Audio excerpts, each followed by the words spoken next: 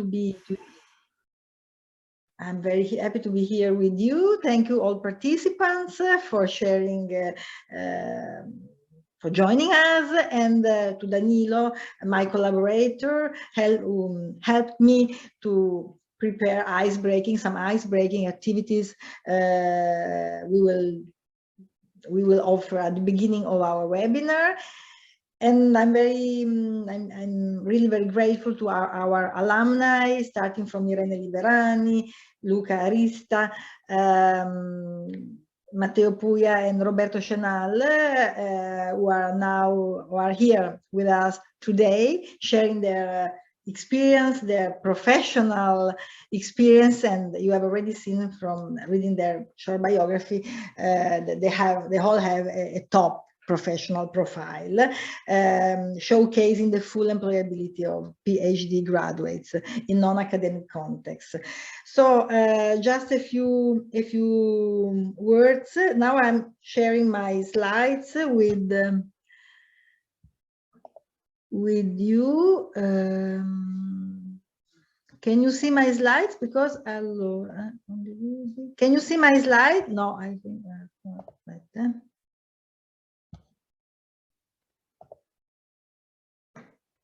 Can you see my slides now? My slide presentation? Yes, now we see. Okay, so the topic is also the importance of soft skill in professional life. You already have technical skills, but hard skills, but you will see the importance, relevance of all the other skills for the job market. Just a few words about my webinar presentation, how I have organized my webinar, which will starting now and finishing at the end of the afternoon. So we will see what is meant, what are soft skills, and we will find out what are the most sought soft skills by employers. This is done to help you improve your own skills in certain areas and giving you an overview of our job market. At the same time, you will find out that you already have lots of soft skills, which are also called transferable skills, as I will explain to you later on. And you are using them maybe unawarely all the time. And anyway, now I will help you to better identify your transferable skills, your skills you develop during your doctoral training, and to transfer them to other contexts, maybe companies, international organizations. And for sure, our 4 career transition stories you are going to hear are really very inspirational for you.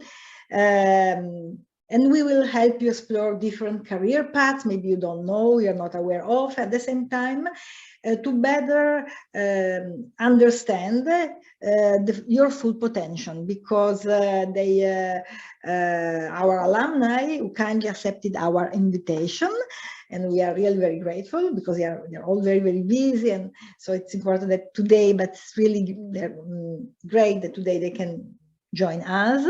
They will show you how they could transfer their soft skill, their transferable skills acquired during their PhD to other contexts, or maybe to build a startup, because stories are really different, covering also different disciplinary area. So before starting with Danilo, we have prepared some sort of ice-breaking activity just to check, to stimulate you on the theme. So Danilo, I will interrupt my slide presentation, and we can start with our mentee. Danilo is going to explain you. We are going to use a digital tool called Menti. I think that all of you have a mobile, you will receive from Danilo the link, the address link. If I can, I may show you how to use Menti very, very briefly, because I think that everyone already know this instrument, but One moment. So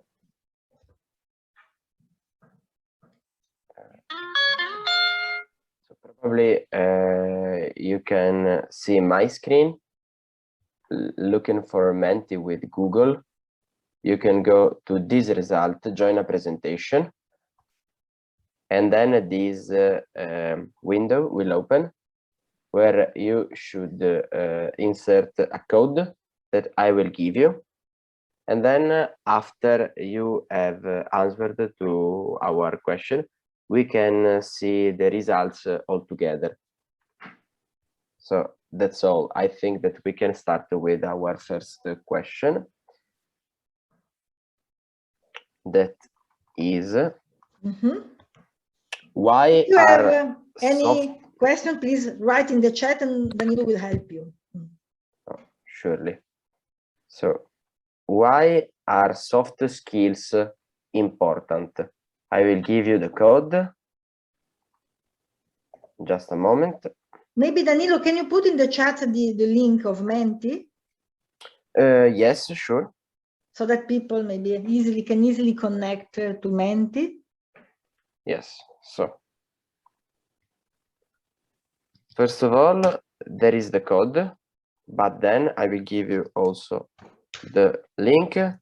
That's www.menti.com. Try to answer, and please, if you have any kind of problem, write it in the chat. Also, let me know if everything is okay. I will probably see your answer. What are soft skills important? So this is an open question. You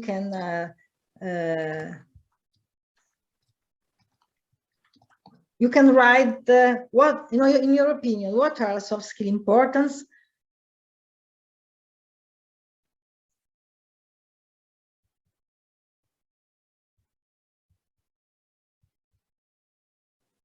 I can see your first results. We may wait a few moments.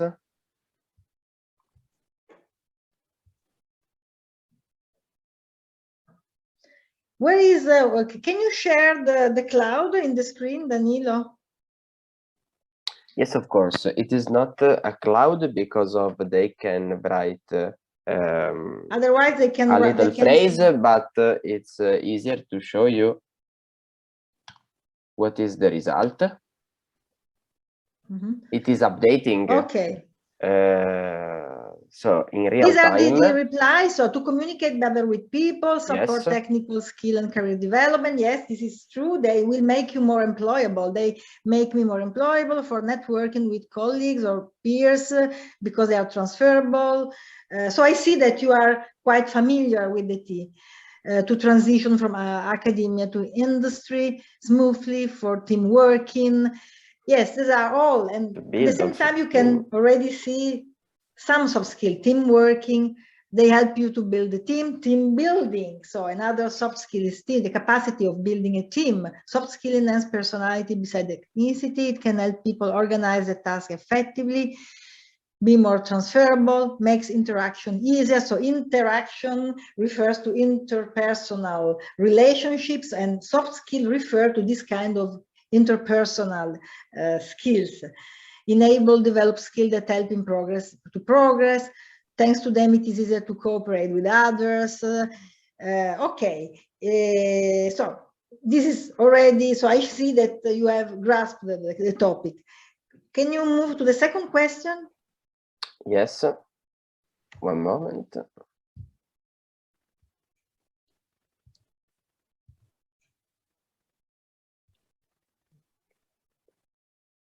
Otherwise, I can put the question in the...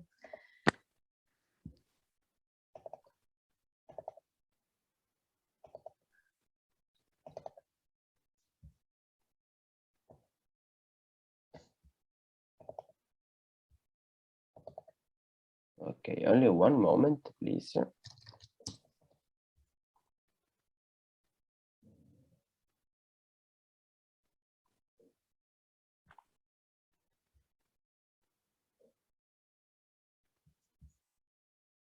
Maybe I can put it in the chat, the second question. We can also discuss if it is not possible to go on with Menti.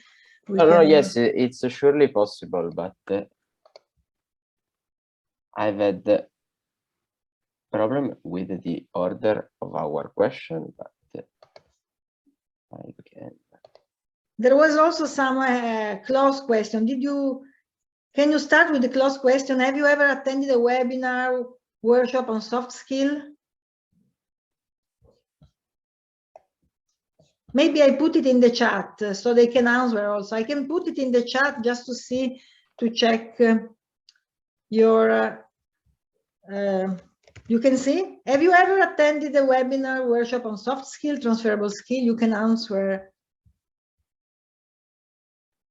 I have this question if you wanted to go with Menti. Okay. I'm sorry, but I've had all ordered in my Menti, and then the order goes down and have been changed by the program, but that's the code if you wanted to go on Menti, and then of course I will show you the results. No, so some people write no, so not too many people have already attended.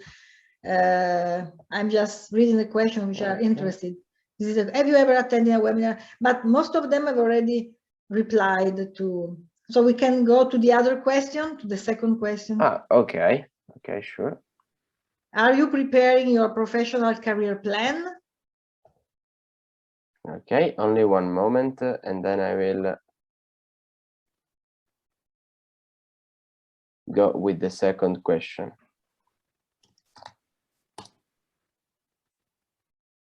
Or do you prefer I write it in the chat? No. It's fine going with Menti. Only a few seconds, and then I will give you the code, and we can see the results.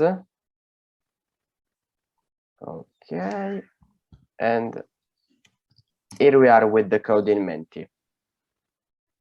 The code is 411. Okay. No, 8598. Okay. You can find also here. In the screen. In the screen, but of course you can. 5695. Are you preparing your professional career plan? No, I'm not preparing. Yes, I'm starting to explore different opportunities. Yes, I've already prepared. So nobody has already prepared it. It means that maybe you are at the beginning of your PhD, or you have not considered this option.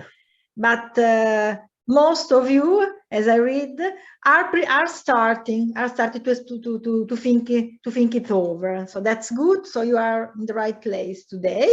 Thank you, Danilo. Thank you so much. You can go on with the third questions, just to get to know. Networking in person is another thing we all know, but for the moment we have to do it virtually. But the advantage is that we can meet people all over the world and expand our network. Okay, third question is, are you interested in alternative career paths? It means careers outside academia. Okay. Are you interested in alternative career paths, career outside academia? Okay, the code is... Yes, I'm interested. The first answer. So you are all maybe either aware that a permanent position in academia is difficult. It's very difficult to get. And yes, I have already worked outside of academia. 3 of you have, no, I'm not interested in alternative. No, but so you are open-minded. You are open to all. That's good. That's the best attitude when you are at the end of your doctoral training, of your PhD.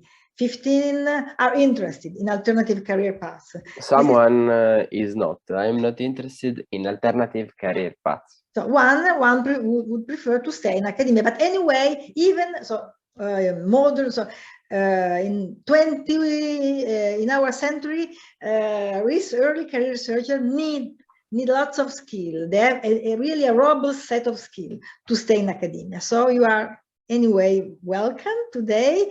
And there is also another question. Are you aware of all soft professional skills you are in need of to build your career? Are you already aware of your full potential and subsequently full employability outside of academia or not? Okay. Here is the code. You have just to share the screen, okay? Yes. 1659270. Are you aware of forse non vedono, maybe they don't see the questions. Are you aware of all soft professional skills you are in need of to build your career? I can write the question in chat. So you can read the questions. Yes. Your awareness. Voting is closed. Yes, I can open it. So you may be able now to vote. And then we can see. Yes. So 6 of you, 7 are already aware of their full potential. 8, I know what are the most in-demand skills when you are looking for a job. 2 of you, maybe because you have already worked, you have already explored or experienced the job market. Not at all, but someone is not aware. So we will try to explain today everything about it. 13 are a bit aware of their full potential, so they are ready for the next move. They are ready, and they know, and they would like just, you have to learn how to better sell yourself in other contexts. Okay, other questions? So how can you improve your soft skills? Maybe I can write in the chat, I can put it in the chat to help you, Danilo. But if you wait a few moments, I can go with Menti. Okay. Only one moment. We will start a few minutes later, Irene presentation, because we started 10 minutes later, but we will try then to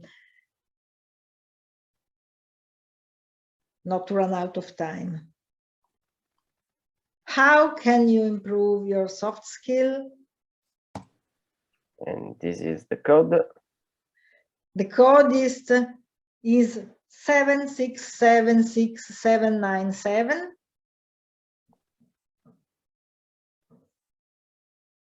Can you share the screen, Danilo? Yes.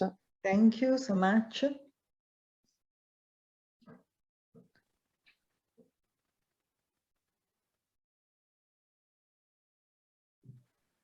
How can you improve your soft skills? Practice makes perfect by training. This difficult practice, practice and practice.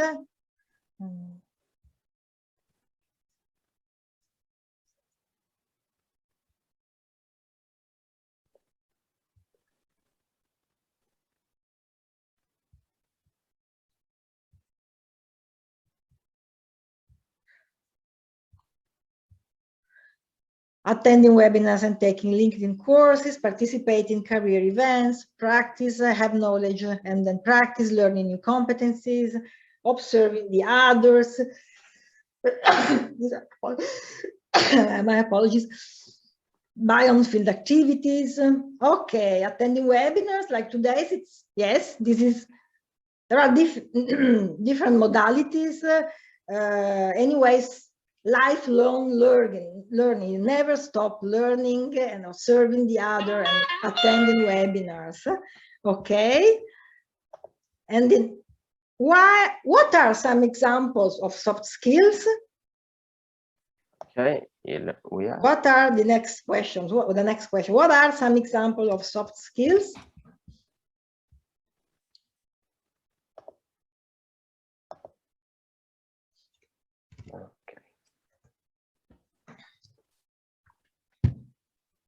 Here's the code. This is our cloud, if I remember well. So yes, you can see the word cloud. Allora, 1, 2, 3, 6. But I could open 6, the vote. 2, 9, 6, 5. Okay, one moment, please. And then you may be able to answer. What are some examples of soft skill?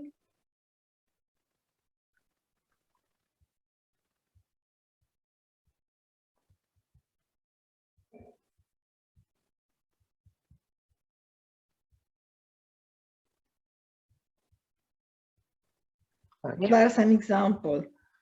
Here we are: communication skills, Communication, negotiation, critical thinking, team management, team building. Yes, and we will now. I will give you a deeper insight on the team.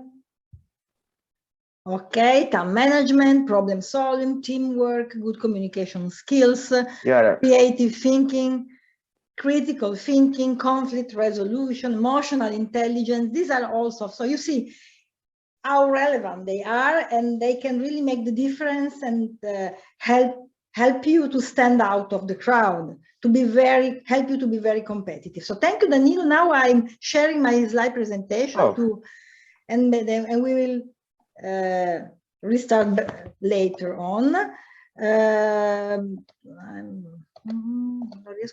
Okay, can you see my slide? Vedete le mie slide? Can you see my slide or? Currently no. No, allora aspetta un attimo, non trovo più. Allora, eccolo qua. Condivido, share my screen. Eccolo qua. You should see now. Okay, now it should be. Can you see my slides? Okay. So, thank you for participating to Menti, this kind of Menti activities. Some definition now, a deeper insight of soft skills. I would like to put emphasis on what a researcher carrying out a research in Harvard and Stanford University. Lucia, may you go to presentation mode to have the slide full screen? È così? Perfect.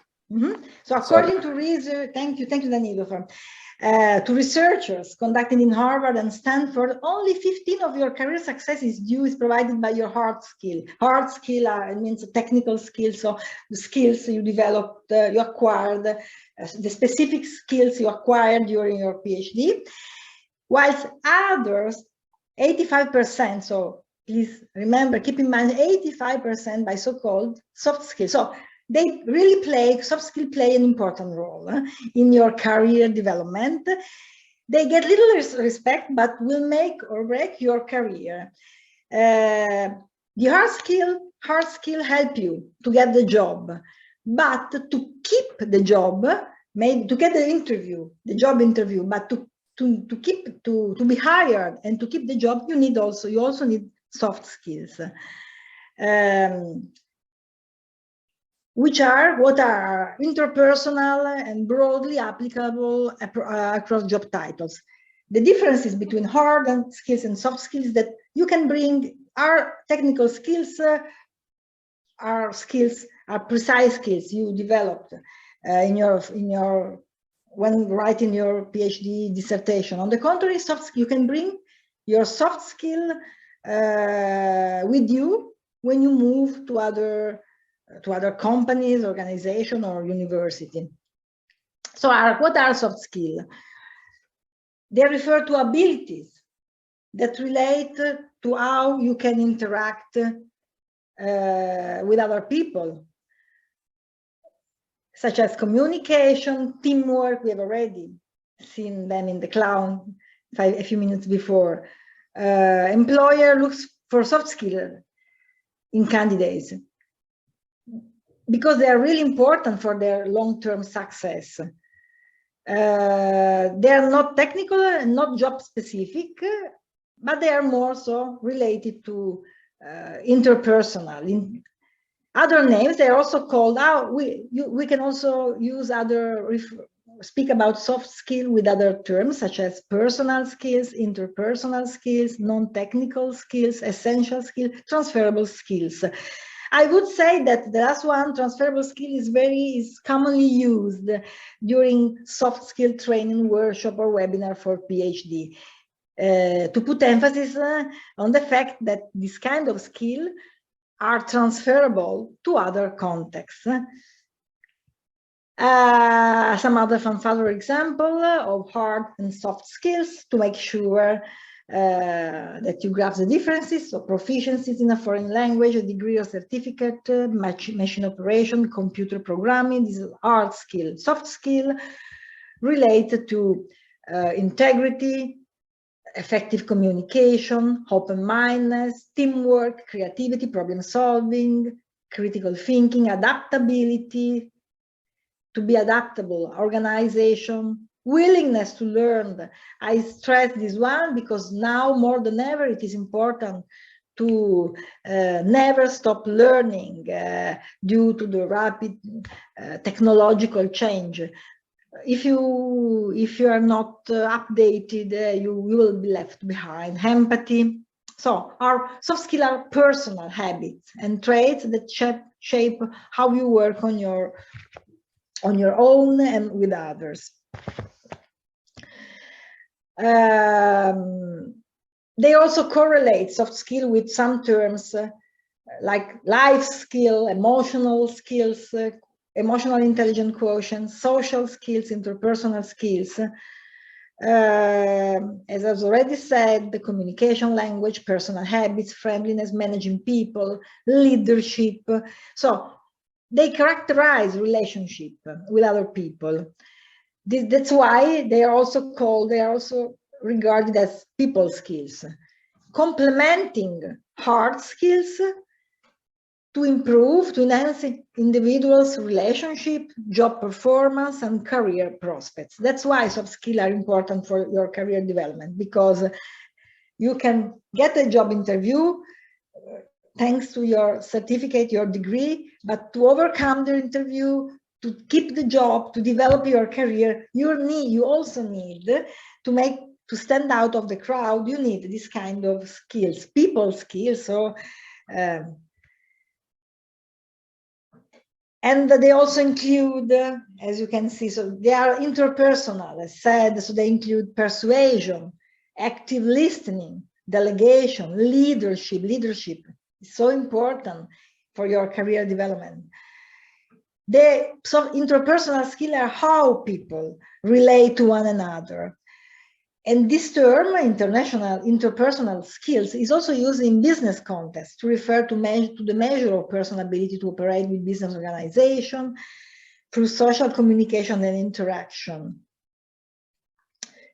So empathy, communication, sociability, people skill, they can also be, soft skill could be also be defined as life skill, because they refer to behaviors you use in the appropriate way. They represent the psychosocial skills determining valued behavior and including reflective skills such as problem solving, critical thinking, to personal skills such as self-awareness and interpersonal skills. This are all definition. I prefer now, today, I would like to use the term transferable skills because I'm running a PhD for PhD graduates, so they were preparing their next move outside of academia, so they have to learn how to transfer their skills to other contexts. And well, as you have seen, we have already, together with this kind of ice-breaking activities Danilo kindly prepared for us, created a cloud with a list of all possible soft skill: negotiation, conflict resolution, team working, team building. We will try to focus on some of them, such as communication. And I would say that this list here, project management, grant acquisition, fundraising, how to commercialize your idea, your research. I would say that these soft skills are essential for the ones willing to move to other sectors, but they are also fundamental for early career researchers willing to stay, intending to get a permanent position, or anyway to research, to carry on research in academia. So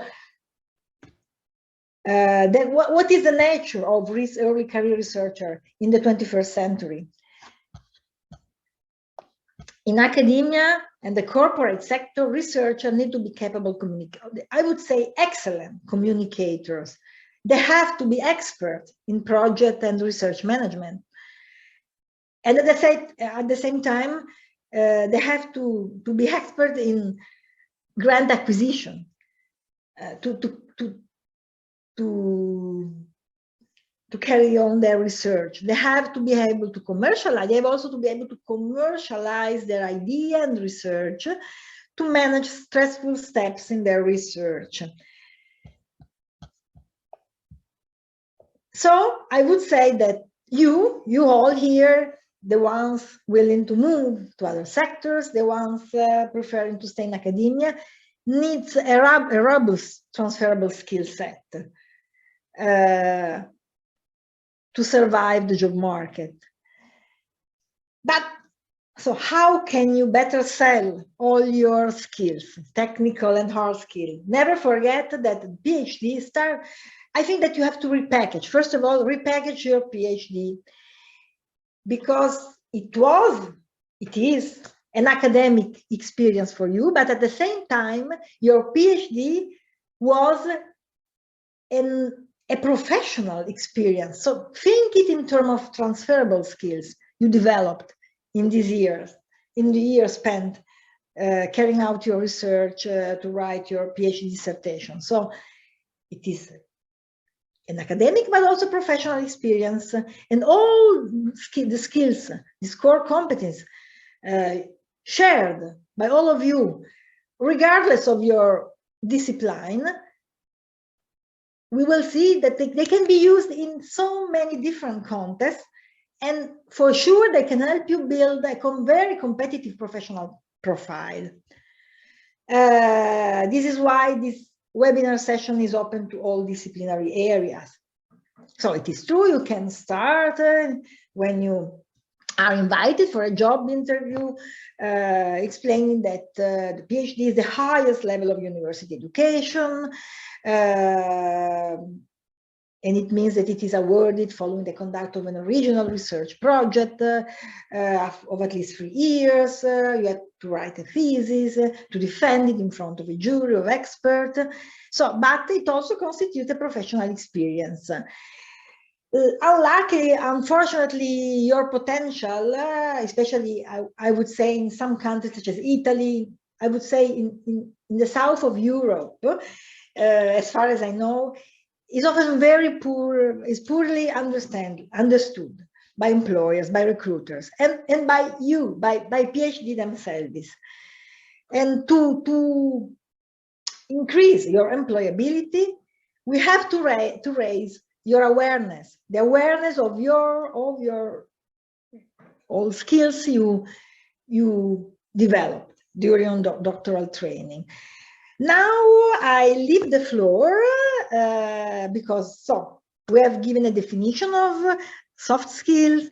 I think that it is clear now for everybody, and why they are so important,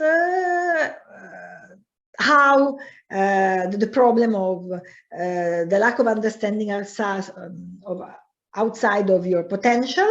And I would start with the presentation of Irene Liverani. Irene Liverani is a PhD graduate from the University of Torino. Her case, her professional profile is really very interesting. She comes from the humanities, and it is a little bit difficult for humanities to move to other sectors. Maybe it goes without saying that for the art skill, for hard sciences, it's a little bit easier sometimes, but for humanities to repackage a PhD, I would say it's quite difficult. And Irene was an outstanding researcher, but at a certain point of her career, she will explain to you, she decided to move to another sector and to build your own company. So thank you, Irene, for being, she's also very young and already very successful, I mean, in terms of professional profile. Thank you, Irene. I leave you the floor so that you can explain and put the stress on the skills, the soft skills helping you to build your own company. Thank you. Thank you, Lucia. Thanks for inviting me. It was really an interesting opportunity. So I'm very pleased to be here and to talk about my experience. What I will try to do today is to provide you a very quick, hopefully not boring overview of my professional life, which was, at least in the beginning, at least up until 15 years ago, very on the move, because as you will see, I moved from sectors, countries, many times during my life. I will start saying that as a student, when I finished my secondary school, I had big uncertainties about my future. So I really didn't know what discipline to choose, because I was really fond of chemistry when I was at high school, and probably that was the only subject in which I was quite good or a little bit above average. But I wasn't sure to go for that, because I studied humanistics, mainly humanistic subjects in my secondary school. So basically, when I finished my upper secondary school, I decided not to go to university at all until I would make up my mind. So I spent 1 year, a little bit more than 1 year, 1.5 years, traveling in Europe and especially in UK, during all sorts of very humble jobs, because I don't belong to a wealthy family.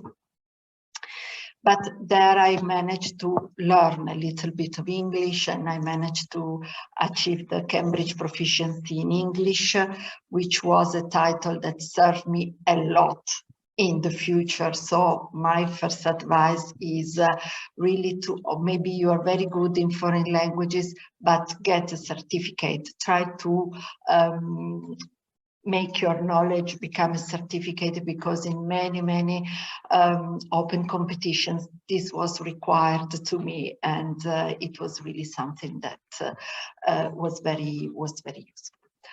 Eventually, I decided to come back to Turin, because I forgot to say I was born in Turin and I live in Turin. And I used to be a colleague of Lucia. I will explain later on. And at the end, I decided to go for classical studies, because I thought that as I would not have managed to do chemistry. I don't know why, so I went for classical study. I did my university. I didn't go for Erasmus. I didn't apply for Erasmus, because Erasmus, at least at the time, I don't know now, but was giving very low wages. So I would have not be able to afford to go abroad with an Erasmus scholarship. So I was not mobile during my university. I finished my graduation with a good mark. And I was lucky that as soon as I graduated, I managed to enter a PhD course. My PhD thesis was on Byzantine literature and philology, so not really an area which is very much demanded in the work environment. And I worked on a commentary on Homer's Odyssey, written by a monk of the Orthodox Church, written in ancient Greek. So that was my thesis. And it was, I spent 3 years working on this.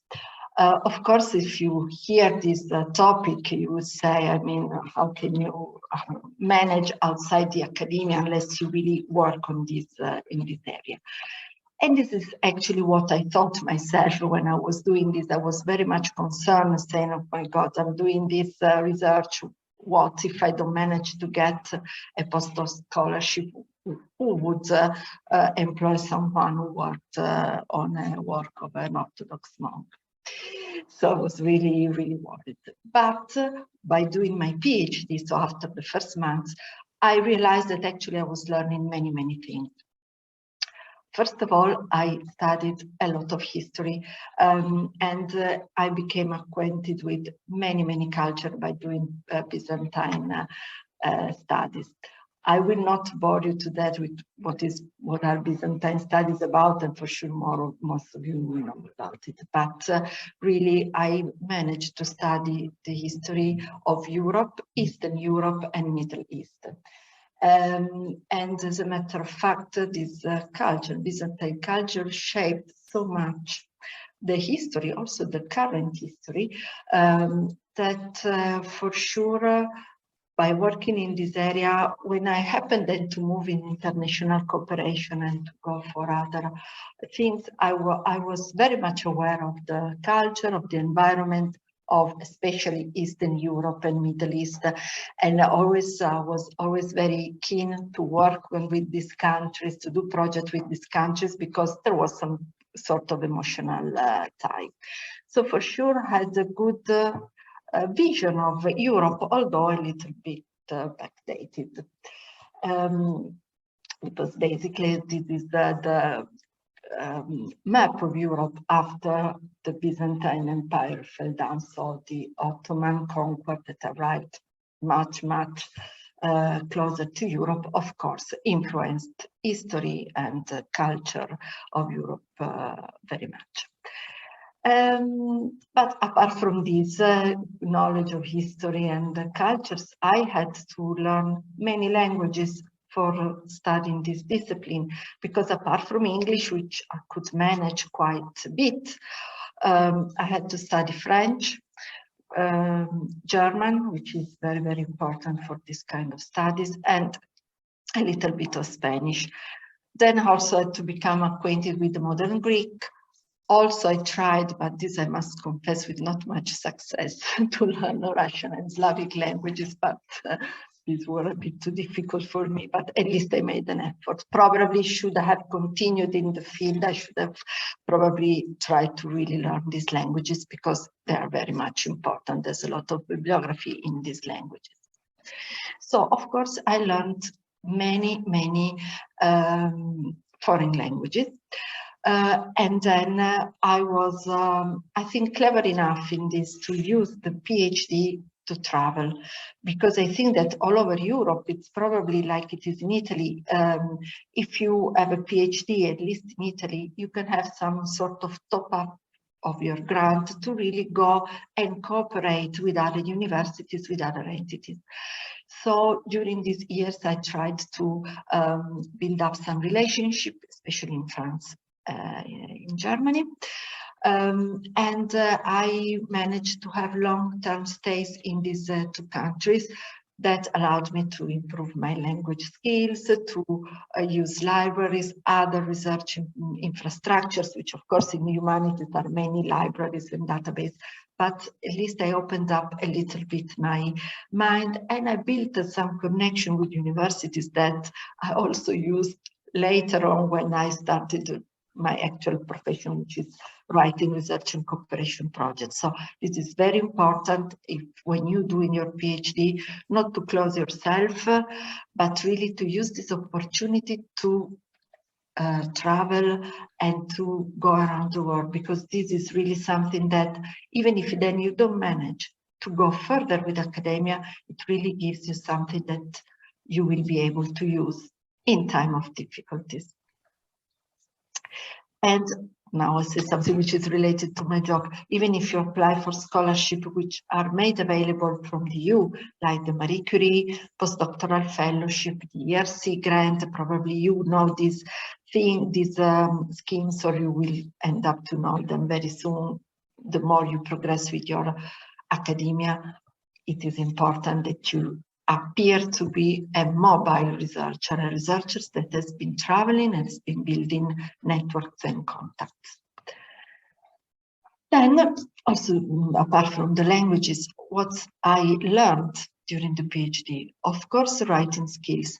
this can seem to be something obvious, but when I try to select employees to work in my company, it is very difficult to find people, even if they are, of course, graduated, who are able to write in a precise way, in a documented way, in a synthetic way.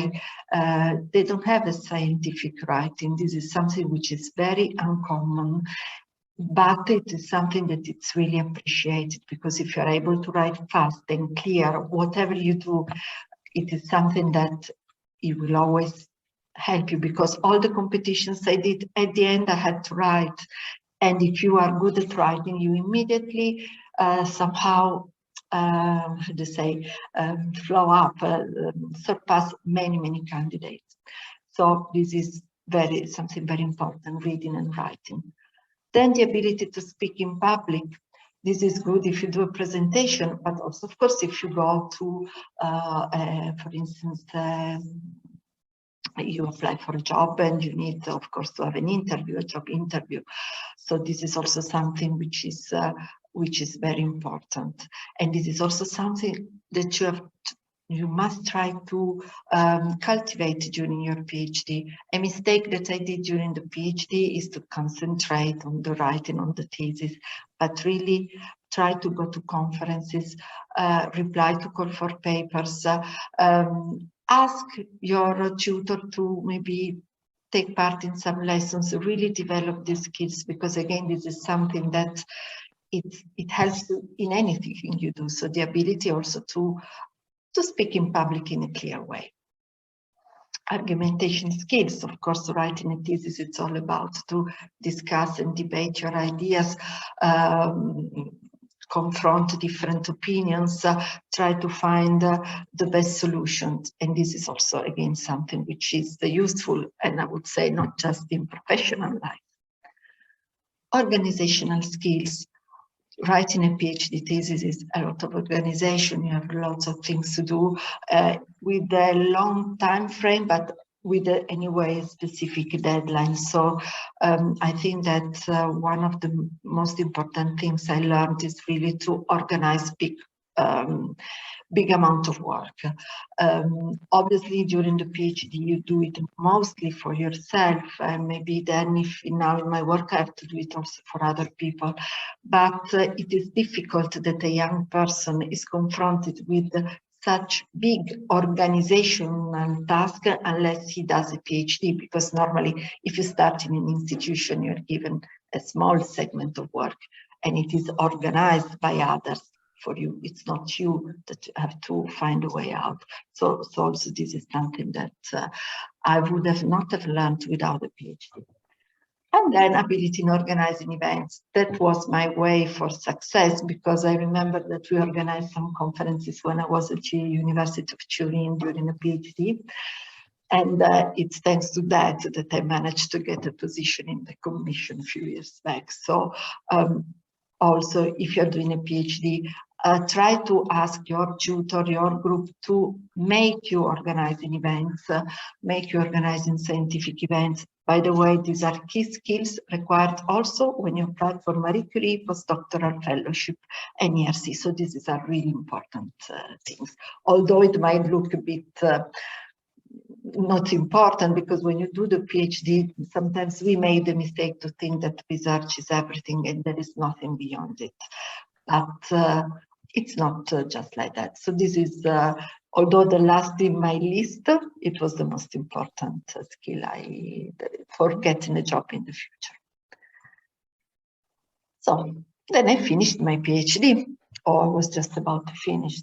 I started to work a little bit in secondary schools, doing maybe 6 hours for substituting a teacher, so having kids and students making a lot of noise and mess while I was there, etc. But then one day I received the email that was forwarded to me by my tutor of the PhD, because European Commission, sorry, I working a lot with the Commission, I always use many acronyms. This is a bad habit that I acquired. So but I received, this mail was sent by the European Training Foundation, which is an agency of the Commission based in Turin,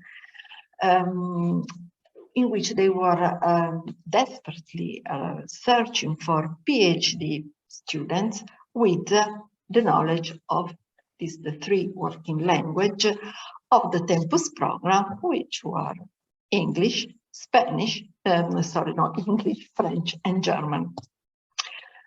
They were looking for people to evaluate the requests for some young scholars in the framework of this Tempus program, which now is not existing anymore.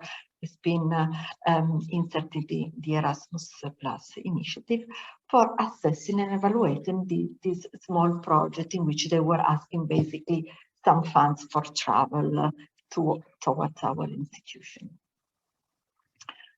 So I immediately applied for this, which was also very well paid position, although very temporary position.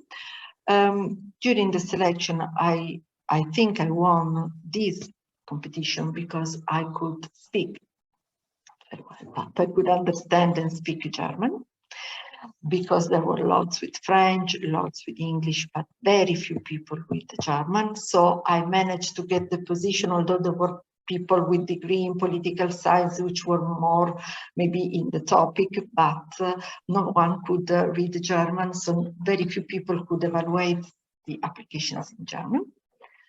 And I was hired to do this evaluation. So for the first time, I entered in an international organization doing this evaluation as an independent expert. I was given a one-day full training on project design, how to evaluate a good proposal, how to write a good proposal, and so on and so forth. So this was one day which was really useful for my life. And I started reading and evaluating these proposals. I did quite well, so I was called many times afterwards in doing this evaluation. These were I think they were called the short mobility scheme in the Tempus program. It was, I'm talking about 22 years ago, so which I'm sorry, I'm not so young anymore, but it's okay. And I started working with the European Training Foundation. Meanwhile, I was doing a lot of application also to find a postdoc fellowship. And one day I made an application for the DADS, Deutscher Akademischer Austauschdienst, and I was awarded a postdoc fellowship in Jena, in the Friedrich Schiller Universität in Germany, to carry on the study in Byzantine history and culture. But meanwhile, I also saw that there was a competition in the European Training Foundation for an auxiliary agent, so for a 3-year contract in the organization, in the Department for Enlargement in Eastern Europe. Enlargement because this was 2002, so there were lots of countries that were meant to enter in the European Union, which they did then in 2004, so like Malta, Cyprus, all these countries. So I participated also in this competition. In this competition, they asked me quite a lot of questions about this area of Europe, and of course, the succeeding countries and Eastern Europe was an area that anyway I knew a little bit, also because I wanted to travel also in the countries that I studied during my PhD.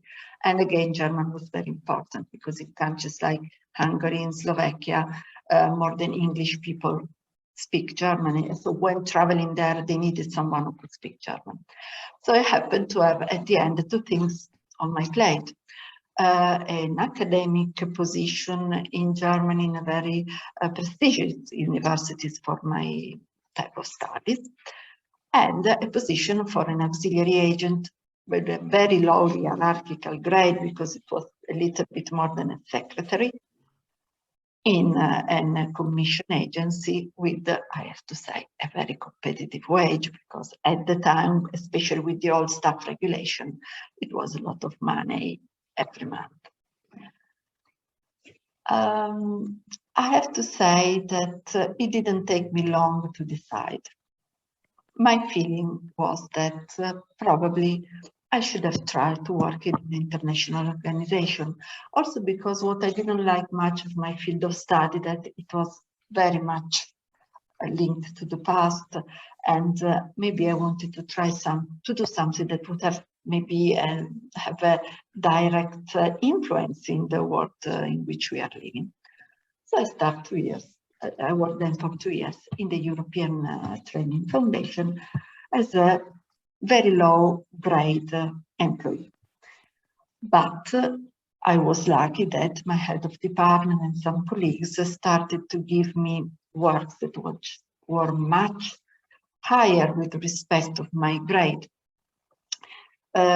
Because they gave me some reports to rewrite and to sort out, and I was able to do it. Then they put me also in doing some accounting job, because really on budgetary stuff, because I was always quite precise with figures. So at the end, I managed to really do the accounting of the projects that the ETF was running in these areas. And this was very important to me, because I learned how to do public procurement, how to manage public funds, how to report, how to respect the financial regulations of the countries, of the commission. So it was really a bit, maybe not very interesting, but very useful for my profession. So I thought that would be my path. I wanted to stay in an international organization working for the commission. So I tried then to do internal competition, because at the time with the auxiliary agent, you could do 3 years and then that was it. So you needed to have another sort of type of contract. And then I have to admit, I got to the most difficult timings of my career, because obviously I could not apply for very high grades because my experience was quite limited. Although I worked a lot, for instance, in Turkey, in the Balkans, with the experts, but of course my grade was low. And I had a PhD. These two things were something that really blocked me in all the competitions. So I was never admitted to the interview. I was always put aside because I was defined overqualified with respect to my grade.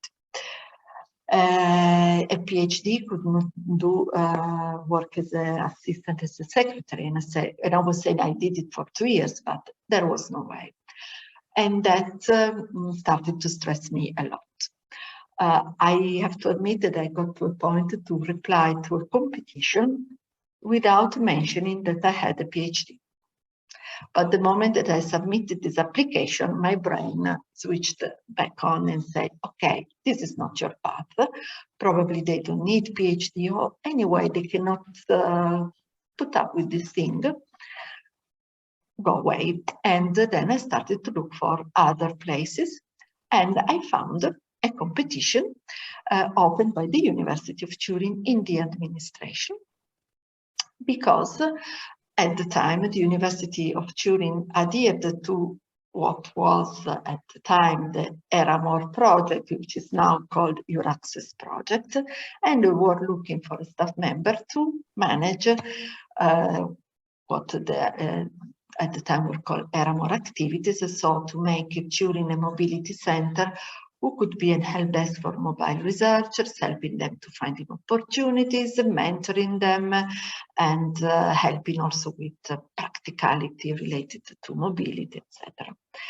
Which is now still, then I left the University of Turin, but I think the EURAXESS activities are still very, very active in Turin, also because UCA is there. So I was also quite happy to accept an invitation from EURAXESS, because at the end, what unblocked my career was really the possibility, this position that was open at the University of Turin. There I had a high grade, a very interesting job, but I have to admit, not such a competitive wage like when I was working in the commission. But again, I decided to really cut my wage substantially, so really to change my also habits, which are not very, I didn't spend much money, but anyway, I had a good income. And I started working for EURAXESS, resigning by the European Training Foundation with very much happiness, because it was really a big satisfaction saying, okay, that's it, I will go away. At the University of Turin, I used to have an office close to Lucia at the time. I worked for the ERAMOR activities, which, as I said, now it is EURAXESS, so helping lots of researchers in finding opportunities, in preparing applications, in sorting out their problems when they were maybe given us a place at the University of Turin. I was also invited by the Commission to be part of a working group related to quality issues for mobility centers. So for EURAXESS centers, there were, I think I was the only Italian taking part in this working group at the Commission. I used to go in Brussels, I think every 2 months. And again, this was very, very useful because I worked very close to the Commission, trying to have ideas on how to improve the quality of services of the mobility centers across Europe. I was also called by the Italian Rectors of Conference when I was at the University of Turin in a working group on how to improve, make researchers' mobility easier. So this was really a very interesting job. In this time, I was doing these activities, but I was working also on helping professors in writing projects, etc. And I also convinced my head of department, Claudio, Lucia will remember him, that I wanted to write a project managed directly from our unit. And I wrote a Tempus project aimed at improving the international relations and the ability to get external funds from for a university in Tajikistan, because I always loved Central Asia, always wanted to travel there, and we got this application, we won this project, we traveled all around Tajikistan for 3 years, which was really an wonderful experience, because it's again 20 years back, so they had a special atmosphere, which now I think it's any longer there. And really we could see that the university that had no equipment, that had nothing about EU studies, was really building up their infrastructures and their curriculum. And then we also wrote the first edition of the Researchers' Night initiative that now it's a tradition of the University of Turin. So we did really together very interesting things. But then I had the opportunity to start my own business with the other two, my current other two business partners. So to set up a startup who would deal with project design, project management, and training of researchers and administrative staff on these specific things. And at the end, I decided to go for it, because I thought that at the end with the university, the opportunity, I mean, I was doing that and I would have been doing that for many years. There was also some uncertainties and some difficulties. So I decided to resign from the university and to start my own startup. This was back in 2007. So I built up my company. I started basically alone with my two founding partners, working from home, getting my first clients. And year by year, the company has been growing. Now we have 5 employees and we will be hiring new ones. We are involved in about 15 projects. We do a lot of trainings. We train, I think, about 500 people per year on topics related to project design and management. And so it's, I think it's a growing company. I cannot complain about the business. Obviously, it was very difficult in the beginning because I was doing everything from administration to writing the project, to talk to the professor, to do the training, and so on and so forth. But for sure, the skills that I acquired in my previous experience were very important. Writing project applications, that's my job. And obviously, if you have a PhD, you are able to write research application, but if you don't, you will not. It's very difficult to manage this sort of writing. So, for instance, I have employed other PhDs in my company to do the writing.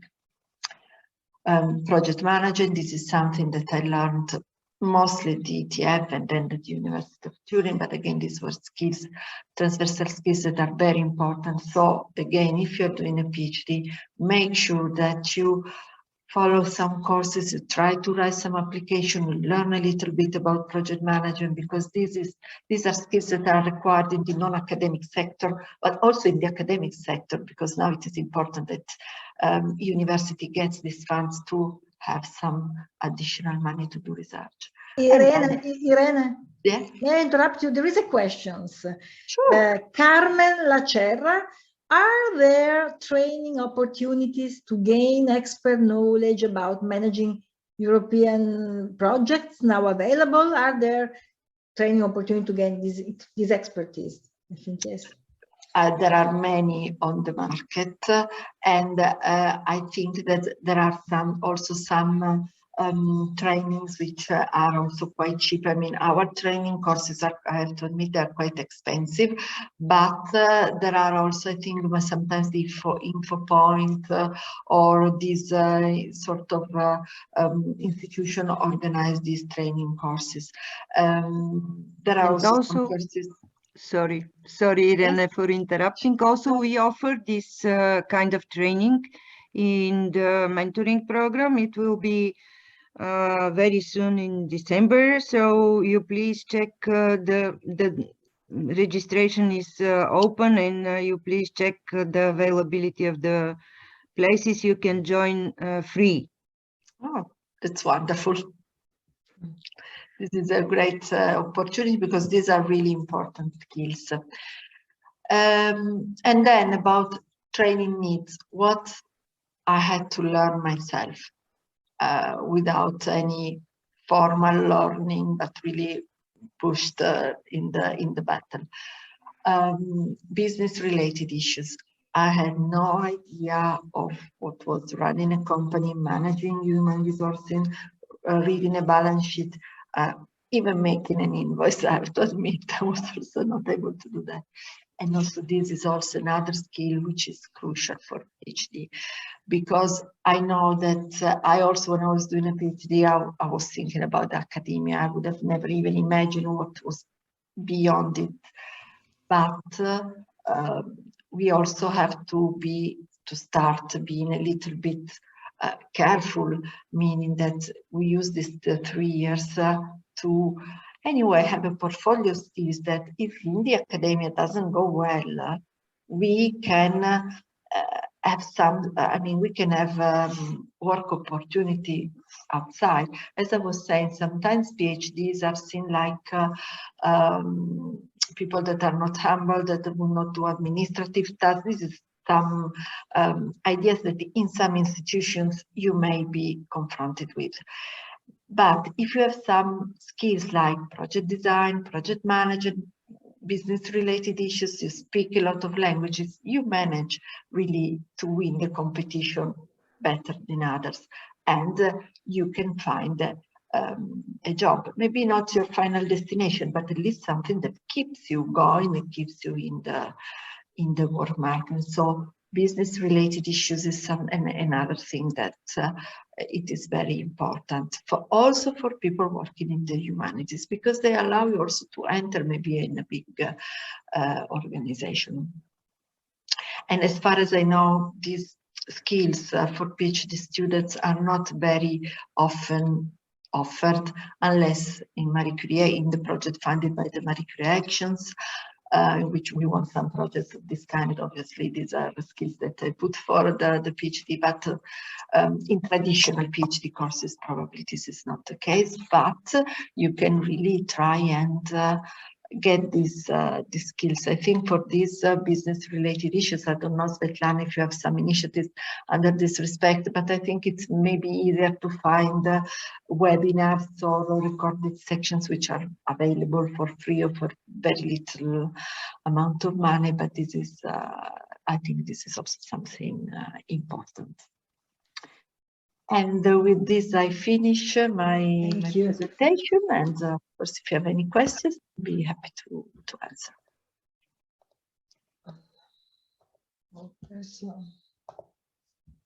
And maybe I had another slide. Advantages and sorry, I forgot because I'm growing on.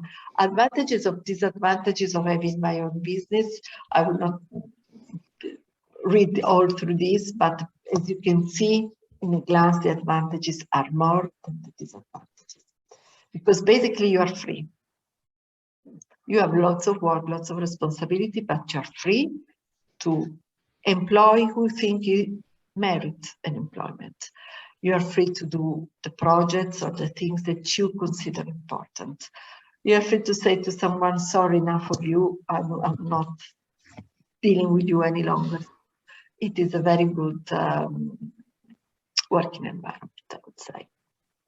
Although you have lots of work and sometimes you have to be there, but you have freedom also in organizing your timing. So I think also if you want to have a family, to want to manage, especially for women, family and work, it is possible to do it. It's not that you work in the private sector, it is impossible. It is more difficult if you work in the private sector and you are an employee, of course, rather than if you are managing a company. Thank you. Thank you so much. There is another question for such an insightful presentation. It goes without saying that she developed lots of skill, traveling abroad, knowing so many languages, German. So experience abroad makes the difference. Makes the difference to develop your career, to get position at European Commission. What a pity to hear that you were regarded as overqualified, but unluckily, unfortunately, in Italy, sometimes it is like that. PhD, the value of PhD is not clearly understood. They thought that you were a pure academic. I'm sorry to say, but sometimes it's like that.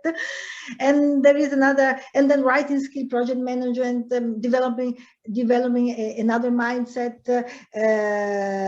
Thank you, Reni, because I think that you really focus on the topic, on the skills you already have. You have just to identify and to improve, to strengthen them. There is a question now, Sabino Armenise, a short question. In your opinion, do you think it is important to develop a business mindset during early stage of the PhD career? Yes, I think it is important because it gives you anyway an open-mindedness also in evaluating different proposals. So I think that this is important, like also some, as I was saying, some general skills on business skills. Also because researchers are not anymore as they used to be. Researchers, especially if you are a top-level researchers, need to be managers. They need to manage resources, human resources, external resources. They need to get funds, external funds, because at least in Italy, if you don't have some external funds, you don't do much. You need to manage, you need to report them. So more and more researchers are becoming managers. The old researchers, especially in the humanistic sector, locked in the library 20 hours per day, is no longer existing anymore, or is not what the universities are looking for now. Also for their evaluation, you need to go to conferences, you need to get funds to be well evaluated and to have also career opportunities. So this, I think, it's very important. Thank you.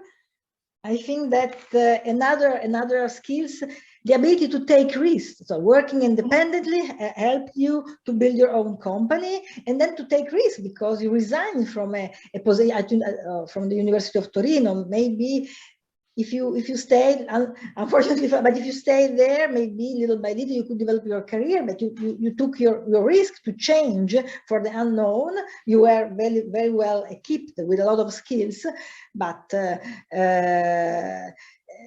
this is another, and then lifelong learning. I think that Irene never stopped learning. She was also open to new experience, difficult job experiences, job position. She had to put herself at risk anyway. So, and then to learn something new, how to evaluate, how to keep updated with all the languages and so on. But the PhD gives you this ability to never stop learning and to develop new expertise. Another suggestion that I might give to the youngest one, then I will shut up, is try to enroll as an evaluator for the EU-funded programs, because they are well-paid positions which are easily compatible with, usually you need to have a PhD. But if you've just gained your PhD, go on the funding and tender portal now afterward. Maybe I can put the link in the chat after I finish my presentation and my screen sharing, and register as an expert. You put there your CV, you might be called to evaluate projects. So you read projects, you are trained, and you build your network because you will be doing this with other colleagues. So this is also a very important opportunity, which really gives you a very good thing on your CV, and you get some extra money, which is always, I think, useful.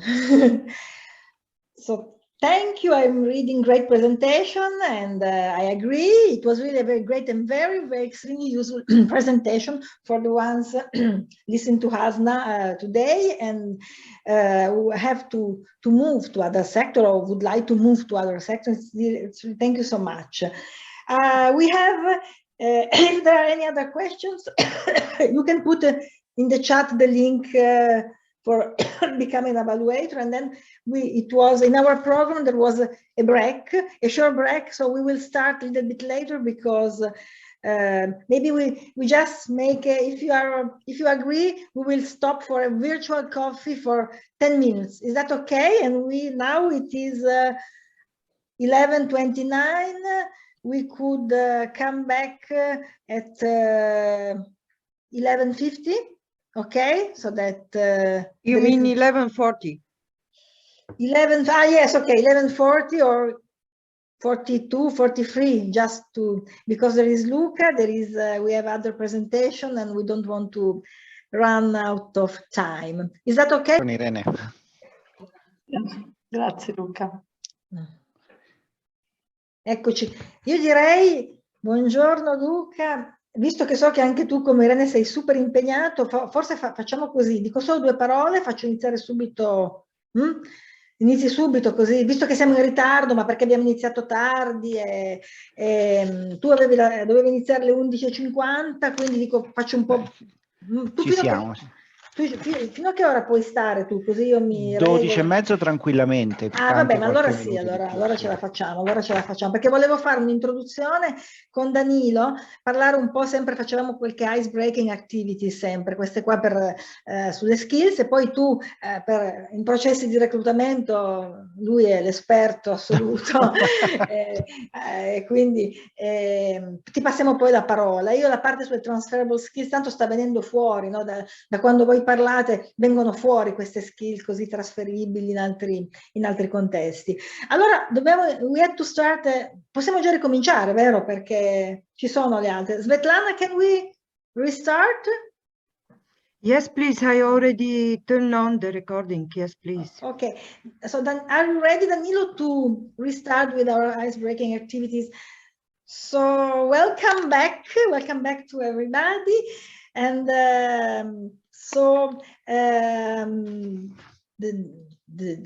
in this part of the morning session, there will be a focus on transferable professional skill developed in doctoral training, so a deeper insight. But first of all, we will start again with our activities, Menti and activity. Danilo is going to give you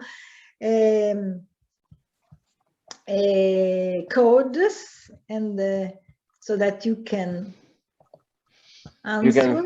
You can find it in chat. And I will read loud, speak up loud. Ecco qua, voilà. What is your test your soft skills? So now more or less we have explored the different kind of soft skills very useful in for your job, for your career development. What is your biggest weakness? What is your biggest test now, your soft skill? Danilo, are you? Sorry, I've shared another question. So how can you highlight your soft skill in a job search? Allora, that was from before. Okay. Allora, have you already put the code number? Yes, and here we can find how can you highlight your answer. soft skills in a job search?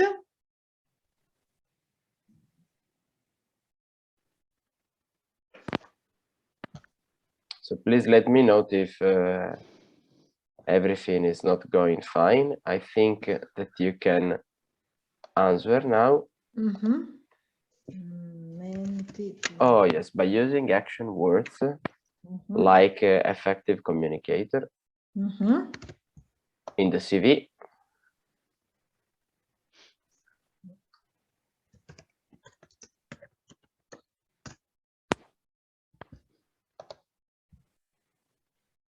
Okay. Using action words, effective communicator, LinkedIn. Your soft skill, I think that I will.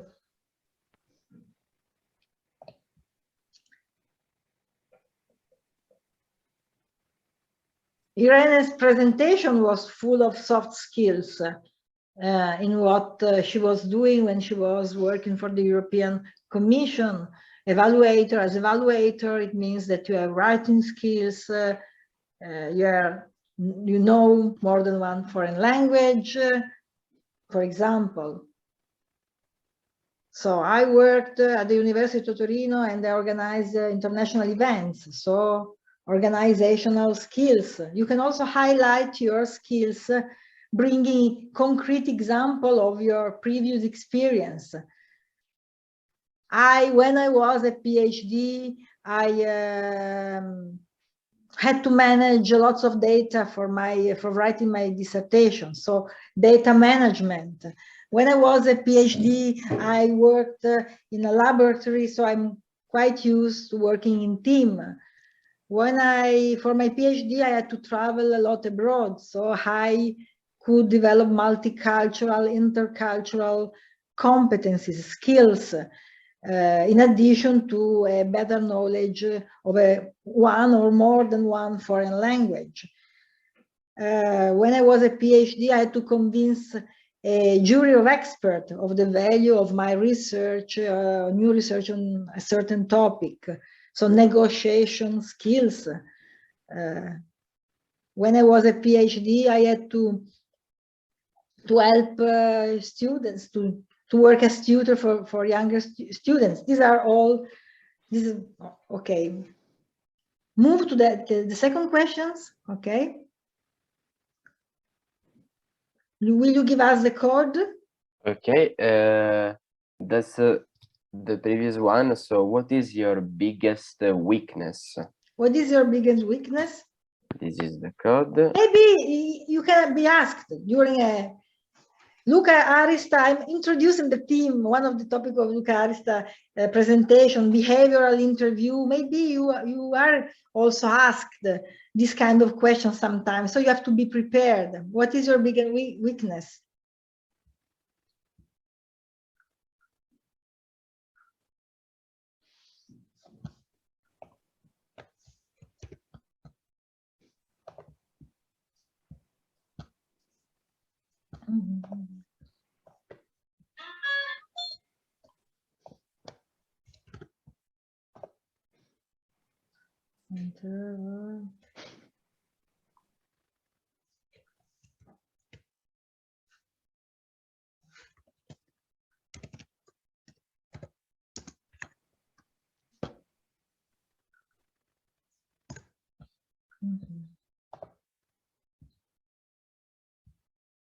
Being undecided.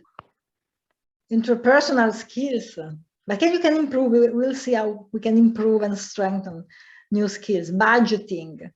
Maybe Irene suggested you to attend courses on to develop a sort of business mindset. Budgeting, all these things you are not familiar, probably are not familiar with. Open the network, build a network. It is not so easy to build and to keep in touch with your network. Avoiding confrontation, language skills. Invest on language, on the knowledge of a language, because it pays off. Irene's presentation is clearly showing it. Limited knowledge in fund, so invest in this field. Work-life imbalance. Okay, so we could move to another question. The next question is, wait. Tell me about a challenging situation you have experienced at work. For the ones who have already had this kind of experience, how did you handle it?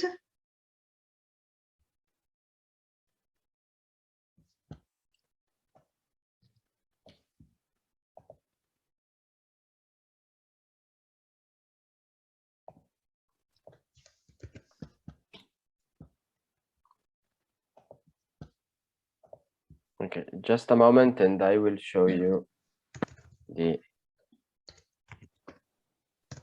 Thank you, Danilo. Thank you so much Screen. for your help.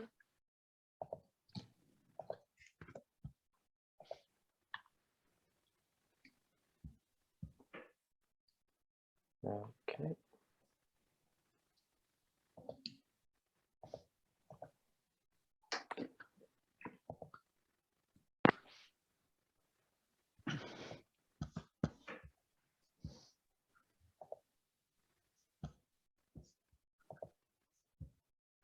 Tell me about a challenging situation you have experienced at work. New task, maybe new task.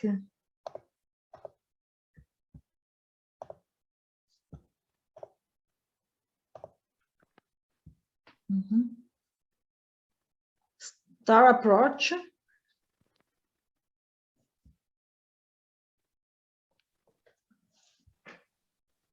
What else?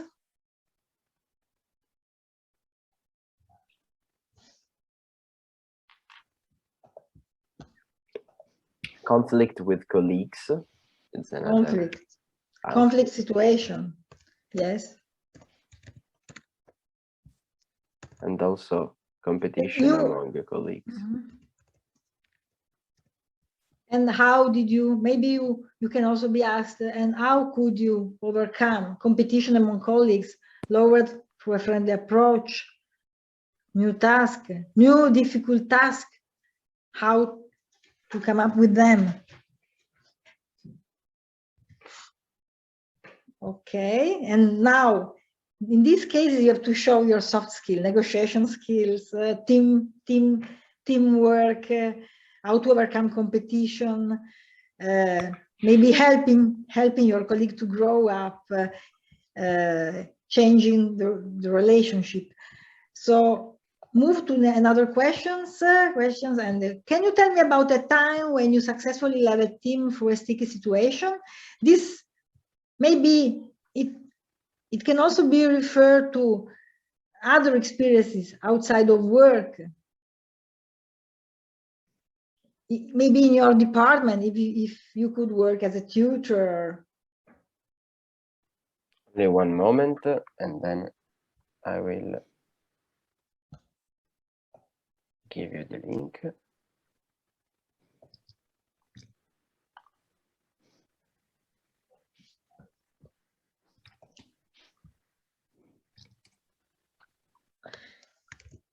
Okay.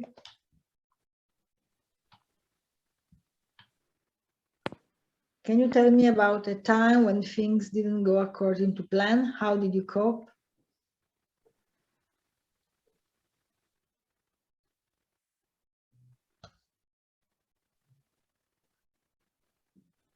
problem solving, maybe. When you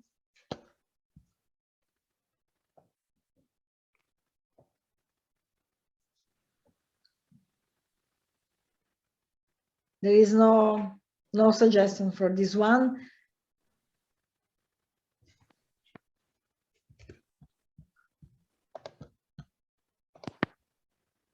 Should we move on to the next one? Yes, I will. Okay. Not to run out of time, I put in the chat the one I choose between. No. Wait a minute. I put in the chat. I would concentrate on. Can you walk me through your process of how? I would copy it, put it in the chat so that you can see it and prepare the code. Can you walk me through your process of how you would explain a complex topic to someone who wasn't familiar? Science communication, this is difficult sometimes. Can you walk me through your process of how you would explain a complex topic to someone who wasn't familiar?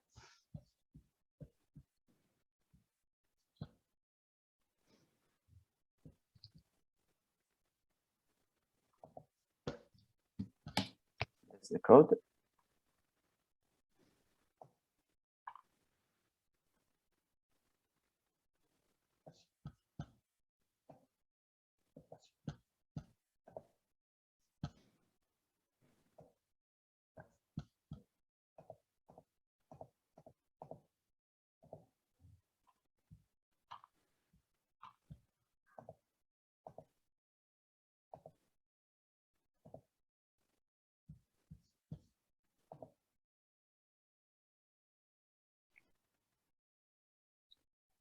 I may repeat the question because of Yes. there is not here in It is the screen. in the chat.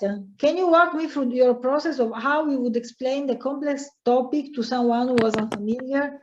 Maybe it is not a common experience to explain a complex topic to someone who wasn't familiar.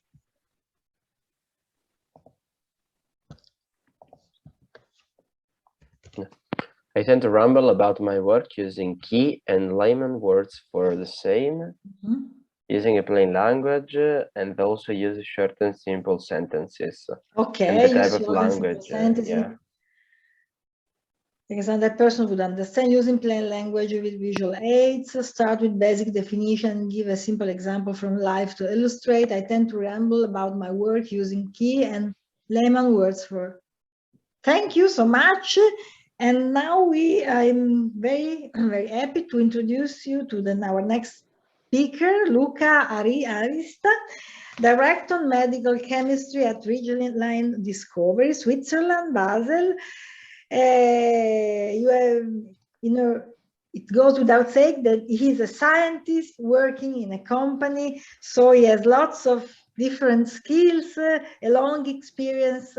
Before he worked at Novartis, so he's also an expert in recruitment process. What are recruiters expecting from PhD? How can you prepare a job interview? And you can see now the scientific part, because he is a scientist moved outside of academia. Thank you, Luca, for your presentation and for joining us. Oh, thanks a lot, Lucia and Svetlana, for the invitation. I don't have a formal presentation. I'm very happy to chat you through. I would like to start with the presentation that Irene made. She, at a certain point, right at the beginning of her presentation, she was pointing out she was undecided to go either in chemistry or do something more close to her heart. I did actually make the second choice. I went to chemistry, and this is how it developed. Even if we started from two different positions, very different positions, we actually, a lot of the skills that are requested in being successful at work are very comparable. So there are a lot of commonalities. I can start a bit with my story. Please interrupt me anytime when you have a question. I will be happy to answer any question, or we can, if I can't, we can do it together.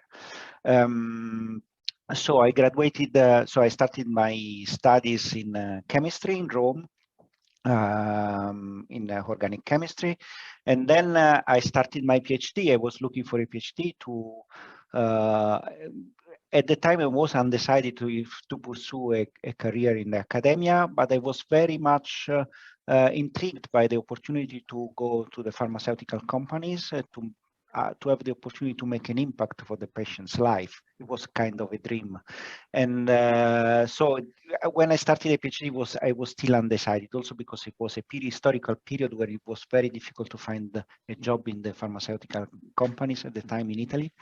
So the PhD was not a fully let's say decided story, but it was the right decision at the end.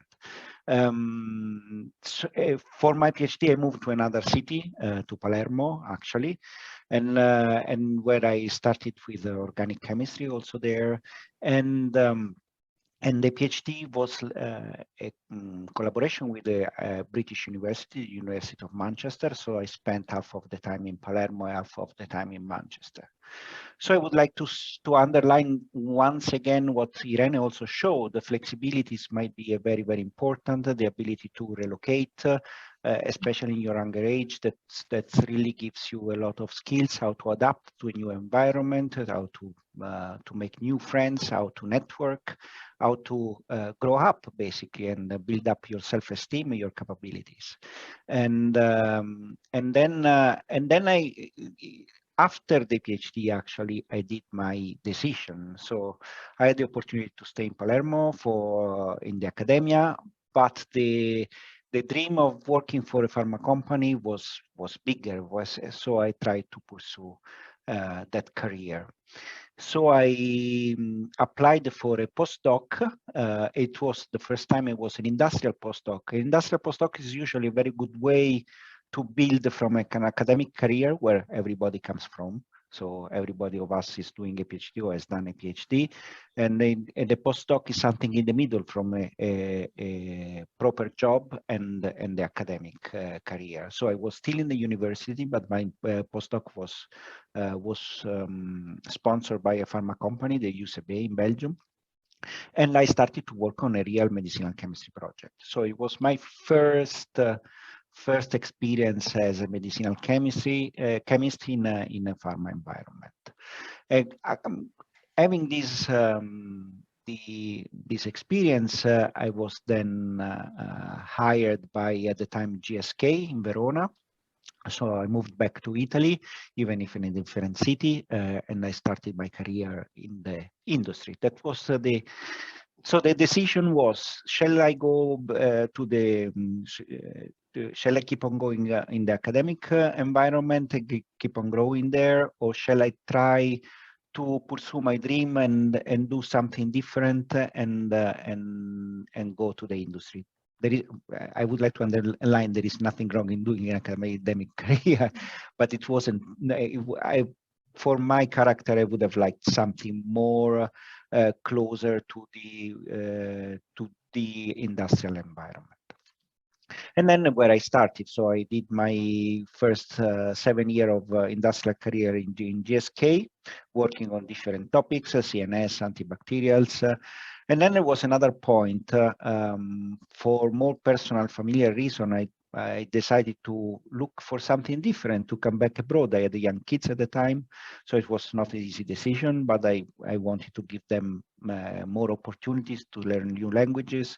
And so I relocated to Vienna, where I started working from Novartis. Then my career had a hiccup because Novartis Vienna decided to close down the site. Luckily, I was offered a position in Basel, in Switzerland, still for Novartis, and I relocated the family once again. And since then, I should say that I'm in Basel. So the kids in the meanwhile grew up. They did all the schools here, so now they're fully integrated in the Swiss system. I stayed with Novartis for other 10 years, and then another opportunity popped up. That was this small company called Ridgeline Therapeutics, where I applied as a director of medicinal chemistry, and then after a long discussion, I got the position, and since 2018, I'm in this position. I would like to also to say something about how to acquire a job in the industrial system after the PhD. It might not be easy. As discussed, it depends on the country. In Italy, the PhD is not really considered, unfortunately. I don't know in other countries. In the German-speaking area, for example, is very much considered. There are positions which are not available for people who are not do not have a PhD. For example, in research, to be a lab head, somebody has to have a PhD and even a postdoc. So really depends on the culture of the country. In Italy, for example, there is no, even when you have a menu, highest career, the highest academic degree, the PhD is not even stated. If you open a bank account, you can't say them that you have PhD. And so it's a cultural matter, I would say.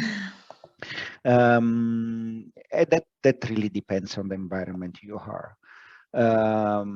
Of course, the PhD is not just a PhD. It's not just what you learn in terms of hard skill. It's also how do you grow up, you develop, you make your experiences. You have the opportunity to go abroad, to deal with other colleagues coming from different culture. So you basically is an opportunity to grow up and to be yourself and to build up your personalities more than your career. For me, in my experience, what was really important was changing city, changing country, changing language, learning new language, not only new language, but being able to live in a new cultural environment, to establish a new network every time I moved, and keeping the network alive even if I moved around to different places. So I would say networking is extremely important soft skill to develop. Networking might be not easy, but it's really important. In this case, I have some slides of my presentation. I would be happy to share. Lucia, what do you think this might be useful? Okay, try to share screen. Thank you very much, Luca, for pointing out this important detail about networking. Do you see? Also, yes, it is also very important in the academic life as well. And we will have a specific workshop on that also within our mentoring program. Thank you. You're welcome. Do you see the presentation? Network is I would say it's everything. To develop a professional network counts so much for your career. I would say 80%, I don't know, 70% at least. It's all about. I mean, I can show you some data about it. Network is important because it's building the founding basis for your next career, and then of course I would say this webinar is about soft skills. Soft skills are really important, but of course the hard skills are the ones that are looked for. If I need an HPLC technician, I have to hire an HPLC technician. I cannot hire the nicest person on earth, but it doesn't have a clue about HPLC. Of course, there are less technical works that are more flexible in this sense. But if you are in a competition with other 9 different HPLC technicians, that's what the soft skills is what make you hired comparing to the other 9. So the hard skills are the basis and what is required to get a job interview. But to win a job interview is the soft skill. Do I really want to work with this person? Do I really want to spend most of my my working hour with this person? Do I see him as a team player? This kind of communication of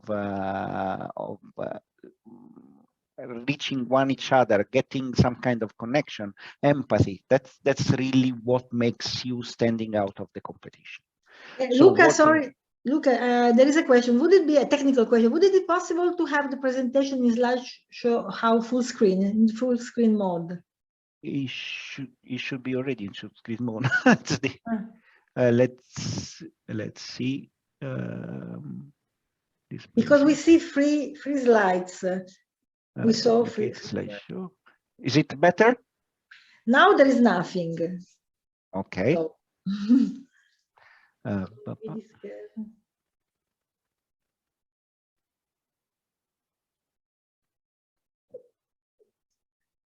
Okay, share screen. Share. Okay. It's okay. Like networking, we see networking because before there was also your notes. Display setting, sweep. Now it should be full presentation. Okay, okay, great, thank you. Sorry about that. So it's in 2 years we never learned how Zoom works. This would be an important soft skill to So what is the importance to get a job? Let's stay in the business part. Of course, the networking is important for everything, not only for job, just to get friendship. If you relocate to a different country with different culture, with different language, a network would be important. Even a network of people of your same culture, your same language that has been there for longer time, and that can introduce you to the new system, and they can help you out, facilitate your way. But most importantly, for finding a job, looking for a job, is the fact that we are human, and the people do business primarily with people they know and they like. So the CVs and the cover letters are, nice advertisement systems, but they often too impersonal to convince somebody to hire you. If somebody knows you already, then it's usually easier, especially if you have the hard skill required. When there is a job application, there are a lot of applicants, and it's difficult to make a good choice. And also, there writing a good CV is usually let you have better chances. But we might discuss another time about that. But networking make you like a recommended little pool of potential candidates. There is another point. Which is important, we might sometimes underestimate the job you want. It might not be advertised at all. If I have a small company and I need an HPLC technician, I know 5 HPLC technicians coming from earlier experiences. I contact them before. And of course, the networking is important in this sense. So the network can lead to information and job leads that you usually don't find in the public domain, like LinkedIn. Or in a best case scenario, the job advertisement is made around your experience. That's the best case. It not always happen. So there is a above the surface Luca, sorry for interrupting you. There is a question. I thank Carmen Lacerra. I thank Dr. Arista, and would have a question. Can networking, it has disappeared, I'm sorry. Allora, adesso non si muove più. Allora. I have it here. Lo vedi? No, can networking be measured? And how? Can networking be measured and how? No, it can't. I mean, you can count the LinkedIn connection or the friends on Facebook, but it's not the same. I mean, networking is another thing. It can't be measured. It can't really be measured. And also because you don't know how solid it is. It's more a personal consideration. It's your circle of friends. There are different circles, your closest friends, your larger environment, and no, I wouldn't say cannot really be measured or measured reliably. Yes. So how do you get this in this hidden job market, what is below the surface? As said, you network. What is important for networking? You never ask for jobs. You ask for information, for what would be needed for a next career move. What should I? What can I do better differently? But let's go a bit more in detail. What is the networking for a job? So in short, it's about making genuine contacts, like making friends, building long-term relationship with other people, and not only ask for help, but be available to help. And sometimes it's much more useful helping somebody without having anything in return, because it spreads the word, and it helps you to create this net, which might be important for the future. It could be also a safety net once you are coming in difficulty, so you lose a job or for whatever reason. Often this relationship can lead to future job opportunities that might not present themselves otherwise. So solid networking can lead to things, referrals, advice, connection, professional support. That could be done in presence. Now it's difficult in COVID times.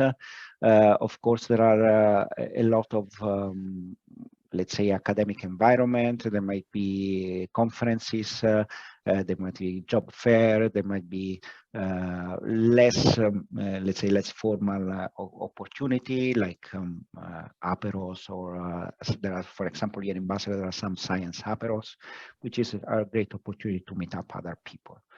Keep trace, keep the connection alive, write a sentence from time to time, keep the connection also via systems like LinkedIn. That's very good one.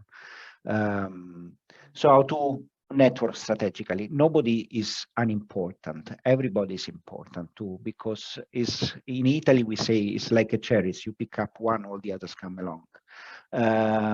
Be yourself. Just I mean, you're a nice person. Just make friends honestly. Just be available to help out. Just be aware of your body language. Sometimes people tend to stay a bit closed. You are open. You are talking to the people. You are accepting suggestion. You are available to give some suggestions. So be just relaxed. Usually during the coffee break of a conference is a quiet environment. Is a relaxed environment. Connect the dots. So somebody is looking for. I have a friend who asked me, "Do you know somebody who speaks Icelandic?" And yeah, I might know somebody who speaks Icelandic. And then you connect the dots and you put them together. And actually, you may help two people in finding their solution, and they will be very available to help you out when you have problems, or eventually just to expand your circle of known people. Ask for introduction. If you want to know a person that is important for your job, but not only, just to ask for advice, ask for introduction to this person. You can follow up after the meeting. You can drop a message by email or connecting via LinkedIn. Also here, there is a kind of not written rule that being too pushy sometimes is a killer, is too much. Be well behaved, and sometimes something will come out of it. And stay connected. Don't forget anybody. Really stay connected, and Christmas cards or Christmas emails, and just keep your network alive. And be always available to answer questions, and whenever it's possible. It really feels good if you can help other people. I mean, we are humans. Every one of us was in difficult situation at a certain point of his life, and we will be happy to help people out. And somebody who sees us in difficult situation will be very happy to help us out. Everybody knows how it feels when you are out of the job market, so they really understand the situation, and they will be ready to help you. it's a general trend among people to be happy about giving advice. If you're unemployed and you're looking for a job, coming out for the PhD and basically a bit lost in this incredible job market, it's normal to be a bit stressed, a bit, I wouldn't say depressed because it's a big word, but it's, I mean, a bit under the weather. So it's having a solid network can give you hints and opportunities and drive you through this difficult time makes you also much more self-confident. That usually release the stress and give you many more chances to find the job you want. So this is about networking, and I mean, it's important that at the first opportunity you make a good first impression. Jokingly, we say you never get a second chance to make a great first impression. But it's important that you are upbeat, you are authentic. When you meet people, this, as you can see, this presentation was made before the COVID time. Smile, present yourself, try to pitch yourself. So if you have just 2 minutes to present yourself, what do you do? What do you want to do? What's your dream? What's your career ambition? Just train. Just do it with a friend. Just do it in front of a mirror. Just do it with your partner. Try a kind of pitch presentation of yourself, like a speed dating. Let's put it like that, and then can bring to some win-win situation during networking events or even online using LinkedIn. Shake their hand. That at the moment is not allowed. Maybe it will be allowed in a few years' time. But also here, if you shake the hand, it's good to have a good handshake without crushing the bones of the person in front of you. But that applies to any other form of saying hello, of presenting yourself.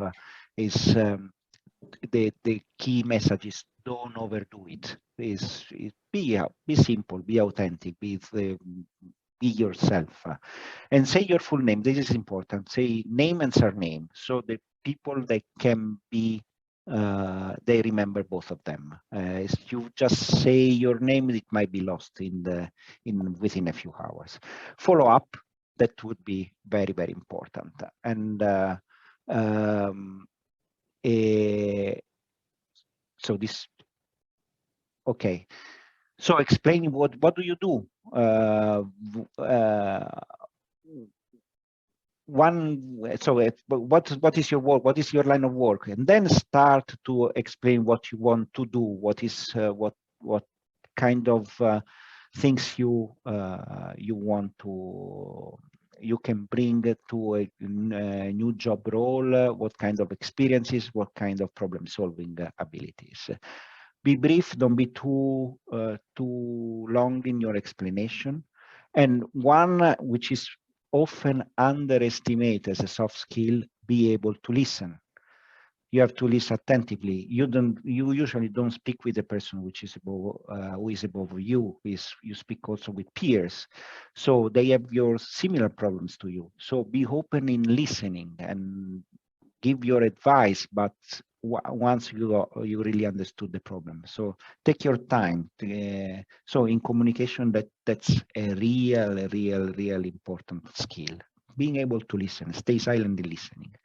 Try to just to have a to discuss about vacation with another person, and they usually it's natural to say no, but I would like to go to there. No, but yeah, but listen to what is the intention. Maybe there is a better common ground. And then I can stop sharing. I have also some suggestions for LinkedIn eventually, but I will be happy to take question at the moment, or we can go a bit further on as you prefer.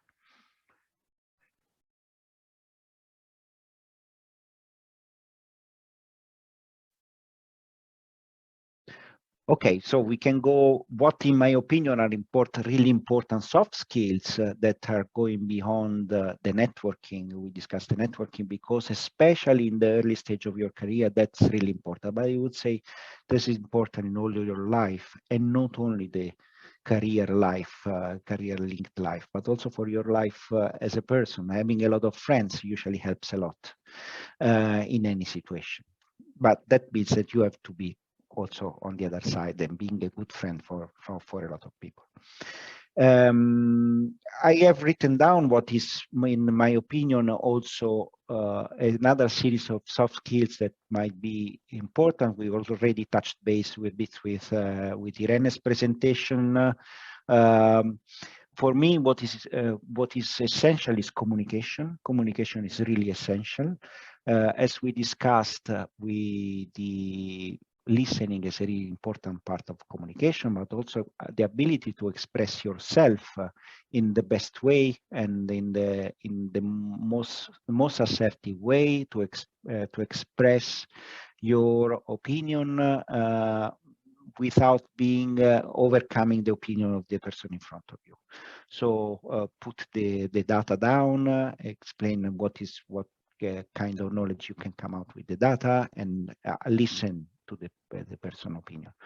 So all a lot of required soft skill, conflict management, communication, assertiveness, friendliness, all comes down to a single big group, that a single bag that we can call it communication. This is really important, because in any kind of work that you have a team, a communication within the team might be really important. Communication is also being aware of differences. There might be cultural differences, there might be language differences. I might use English words that are misunderstood because I'm not an English learner speaker. And so it's there is also this also the person in front of me might be not in the same language native speaker. So if he commits mistake and I misunderstand something, I might just come back, sorry, I didn't understand. What do you really mean with that? Because that can create barriers and also in conflict management, I think the communication is really important, because then helps you how to calm down the situation, to manage it, to really look for behavior rather than the person. So there is something wrong, focus on the behavior, not the person. It's not the person is bad, the behavior was bad. And I don't agree with that because you behaved in that way, not because you are a bad person, because this usually is, well, things get personal and can escalate very fast. And it's also wrong, I would say. And I would focus communication. There are courses also for using it. The continuous learning is also a very extremely important part for your future career. So this sort of soft skill you can develop also using attending courses, attending presentations, talking to expert people, sitting down with experts, having a coffee, which is also part of network. I mean, it's not that any this soft skill is separate from the other one. So it's networking, being nice, being friendly, being open, helping in communicate, being assertive without being arrogant. That's absolutely a no-go.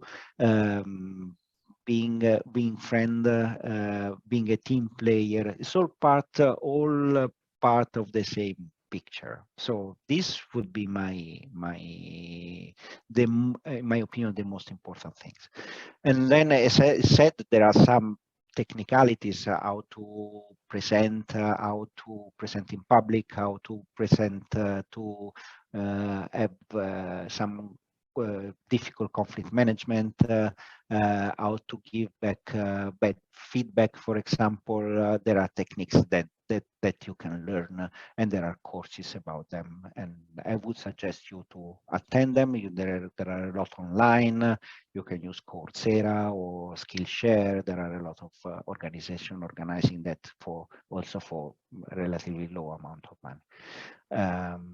A question, look, so you have a year-long experience, you had a year-long experience at Novartis and now at Ridgeline. What are the 5 top skills required, soft skills required by your company? By my company, depends also on the role, but of course, this communication is important. The networking is not requested, but it's important as well, because for a company like us, which is a small company working in an environment where giants like Novartis and Roche are, being able to find the right person, it means that you need a solid network to steal them out. I mean, I shouldn't say that word, but it's so it's not requested, but it's considered very, very important. Project management skills, time management skills. There is a 5th, like team playing is also very, very important. Also being part of a team. We are a small company, so if there is any conflict, and of course you can feel it immediately, that the change of atmosphere. In a bigger company, I mean, you might not meet the person we had a conflict with for weeks, so it's not so critical. But in a small company, it's much more critical. And then listening. Yes, I was impressed by active listening, because active listening, maybe undervalue the importance of active listening. Are there any questions? So thank you for so many tips. A bit about LinkedIn. We are a bit short of time. I can go through a bit faster. Yes, okay. Thank you for your insightful presentation. Please can talk a bit about LinkedIn. LinkedIn, I think that, is it right to say that LinkedIn has definitely replaced CV, the traditional CV, because higher recruiters visit on LinkedIn? Yeah, especially now that it's impossible to meet up. Is it okay? Do you see it, or as a full screen? You have to change the mode, the full screen mode. So it's okay. It's perfect. So especially now that it's impossible to meet up in person, you must be on LinkedIn. You must have a good profile, very solid. Say also a bit something about you. The picture is important. It has to be professional. There are tricks you can find in LinkedIn now to find good opportunity to make a good picture, but I would say that if you go to a professional photographer, it's money well spent. Build up your professional network, is the same as outside the LinkedIn, and follow the company you might be interested for. So what you can say in the picture, as said, smiling, showing your teeth, that increases your visibility. You can use also the background photo to tell something about you. You can use a first line which says something a bit more about you, not necessarily a copy and paste from the CV. Because the first line is the one that stays. The other you have to open a menu. And then use some keywords, what you're doing, drug discovery, in my case, drug discoveries, project manager, Novartis, organizations. So there are some academic institutions. So there are some keywords which are important. So talking about pictures. So would you like to work with a person like that? Actually, this I have to confess is my cousin. And he's the nicest person ever. So he's very nice. But looking at the picture, is actually I wouldn't like to offer him a job at the first not professional. sight. Not professional. Yeah, exactly. And there are even worse if you if you look around. These are all LinkedIn pictures taken up for LinkedIn, so it's not really is not really the place where to put a professional, the same picture you put on your CV, professional one. So you're just how to set a LinkedIn profile. Choose the right profile picture for LinkedIn. Is a kind of business card. Add a background photo that tells you a bit more about you. That could be just a symbol. For example, people working as coaching, as in kind of making relationship a bridge would be a nice picture, for example.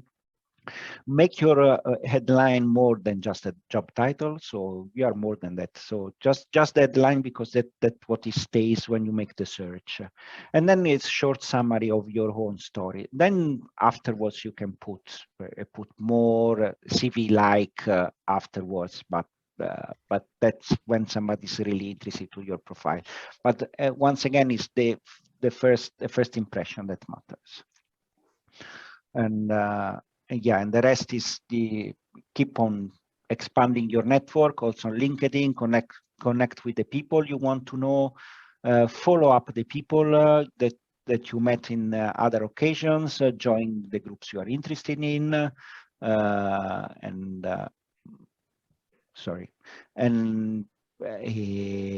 and of course, even if you ask for advice, be nice. Just ask the person you contacted. I would be interested to know more about your work, your job. What is your daily life? What are you doing? Not everybody will answer, but I should say 80% of the people will answer because they are happy to talk about themselves and their experience. So I hope I gave you a really quick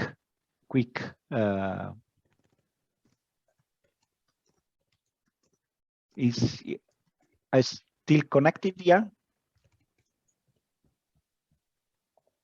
I think I lost Lucia.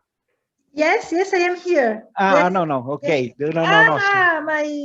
I didn't realize that. Yeah, I'm here. No, sometimes the connection are unstable, so maybe I was talking just to the screen no, alone. I was here. Yes. I didn't realize that my video was off because I wanted to put my microphone off, and I. No, for me, from my side, I should say I don't want to steal your more time. I'm very happy. Sorry for interrupting you. There is a question from Eileen Young. For early researcher who have little academic production and industry experience, what could be included in the LinkedIn profile? Whatever experience you have made, even if the LinkedIn profile is short, it doesn't matter. It is just a small, short presentation of what you are, what would you like to do. And I'm sure you have done the PhD. You can put also what you have done in terms in the PhD, what kind of research, what kind of how many people did you undergraduate students did you follow, and this sort of information, what you are learning, what your courses you made, also some experience, extra work you can put.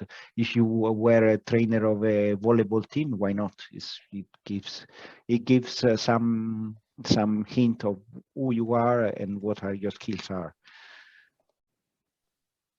And as said, I'm on LinkedIn, of course, and I'm very happy to keep the contact and to answer your questions. There might be some delay in timing, maybe, but I would be happy to answer. Thank you. This is very nice. Thank you so much. It's very nice because you are really very experienced in job interview. And this is, they have to prepare. A job interview has to be prepared very strategically. Otherwise, you are not able to overcome it. And you have to practice before to be prepared. And what was, well, before closing the morning session, thank you to all participants for their active and proactive participation. I have a question. What was the most helpful soft skill for your career development? I mean, at the end, networking. once again, I'm repeating myself. At the moment, as said, I make just an example because it's the easiest way. The last job I landed to, this is in Ridgeline. I was in Novartis. I was looking for other opportunities in Basel for family reason, and then this advertisement came up in LinkedIn. It was with the job description of a director in medicinal chemistry, and I had the skills I needed, so it was matching my experience with the job description. So. But this company was relatively unknown, was not publicized in Google, was very under the radar. But the person put in the post in LinkedIn, I didn't know him personally, but I knew his story. Was an ex-director of Roche, of chemistry of Roche, who actually landed to a venture fund. And I knew a person who was working for him, who was another Italian guy. So it was easy to write to both of them and saying, look, I'm very interested to this job, but can you explain a bit more about it? And of course, having a direct connection with one of the two, the second degree connection with the job advertiser helped me a lot, at least to have a discussion. And then, of course, the rest came over, including the hard skill. But the network really made the difference and in getting a new job. Otherwise, I would be still in the old position. And it really creates opportunities. Yes, thank you. If there are any other questions, thank you so much for bringing your experience, your expertise, giving so many pieces of advice to our participants, and because as said, to find a good job is a job. To prepare for an interview, they have to practice, to listen to story like yours. And my very last question, and then we will finish the close the morning session, and we'll be back at 2 o'clock with our second part and other alumni, other slide presentation. If you, according to your experience, personal and professional experience, you moved from academia because you decided that you felt more fit for a company and so on. Could you give us, for them, a tip in 3 words, a tip for them who are going to prepare their next move? A tip sorry? A tip for our participants who are going to prepare their next professional move. That's not an easy one, and it's I would say first of all, I had a chat with a few younger people. I've been coming out of PhD or or even coming out from the graduate studies. A lot of a lot of people at the age I was the same at the time, they don't have a clear idea what they want to do. That's the first thing to do. Get a clear idea. It's what Irene has done when she presented. She took half a year off and she really thought through what she wants to do. And then, of course, there might be opportunities, there might be backup options, but have clear in mind which is the direction you want to take. This is the first step. Next step, career, what would you like to do? What can you do? And then you start build up. What skills do I need to be in that position? And then start to build up in that skills. What knowledge do I need to be in that position? But first of all, is having a clear goal in mind. Yes, a professional plan. They have to. They need a professional plan, and I would add, if I may, they have to start right now, not waiting the end of their doctoral. They have to start right now to prepare little by little, step by step, in different way, a professional plan, and asking themselves is, what do I want to do? What am I really fit for academia or not? Am I prepared to move to industry? What are the skills I have to develop for other jobs and so on? Luca, there is a question. Luca, in your opinion, which are your strong skills and your soft skills? I mean, strongly, I think it's hard skills. Hard skills is, of course, this is the knowledge of chemistry, medicinal chemistry, and so the competence in designing a new potential drug. The soft skills is more communication, networking, project management, and so on, as we discussed. That's what I would say. Okay. I think that there aren't any other questions. There is lunchtime, more or less. So thank you so much. Once again, thanks a lot. Also to Svetlana for organizing it, and Lucia for the invitation, Danilo for the technical support. Yes, thank you so much. Thank you, Luca. You are already on LinkedIn announced as speaking, so if you are a member of our mentoring program group on LinkedIn, you can. I would be happy to. Just send me an invitation. I will be. I will write to Luca and explain. I might not be just super fast in answering, but I will be there. Okay, thank you. It would be great to have such a mentor for the mentoring program. So, Svetlana, if you agree, now our morning session is finished, and there is lunchtime or more. Welcome. Hello, everyone. Welcome back to the afternoon session of our webinar focusing on soft skills, their importance in work life. And well, I'm very happy and pleased to introduce. So during the morning session, we could focus on what are soft skills, definition, the difference between hard skills, and our alumni, invited alumni, Irene Liverano from the humanities, and Luca Arista from the hard sciences, chemistry, explain how they were able to reorient their skill and their soft skills when they decided to move, to change, decided for a career change and to leave academia.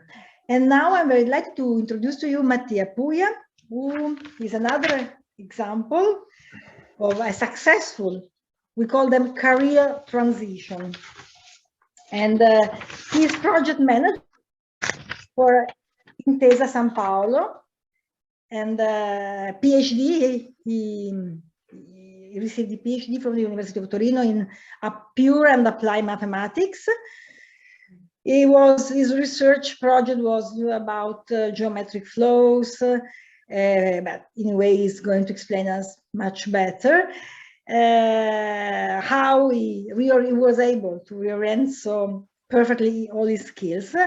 And now he has said he's project manager for the insurance division at Intesa San Paolo, where he coordinates development concerning the back-end layer for the mobile application Intesa San Paolo Assicurazioni. So thank you so much for joining us today. And could you tell us something more about your postdoctoral career path, your focused research, your postdoctoral career path, how you were able to reorient all your skills? And Svetlana is going to moderate together with me our roundtable, online panel discussion roundtable. Thank you. Sure. Thank you very much, Lucia and Svetlana. Well, as you said, Lucia, I'm a mathematician, or I was a mathematician. Maybe I'm still a mathematician, let's say. You are. And, okay, I always studied mathematics. Let's say I start from the bachelor degree with a degree in mathematics, then the master degree, Master of Science for people from UK or US. And then, as you said, I got my PhD from the University of Turin in pure and applied mathematics. But let's be honest, I just did the theoretical part, not the applied one. So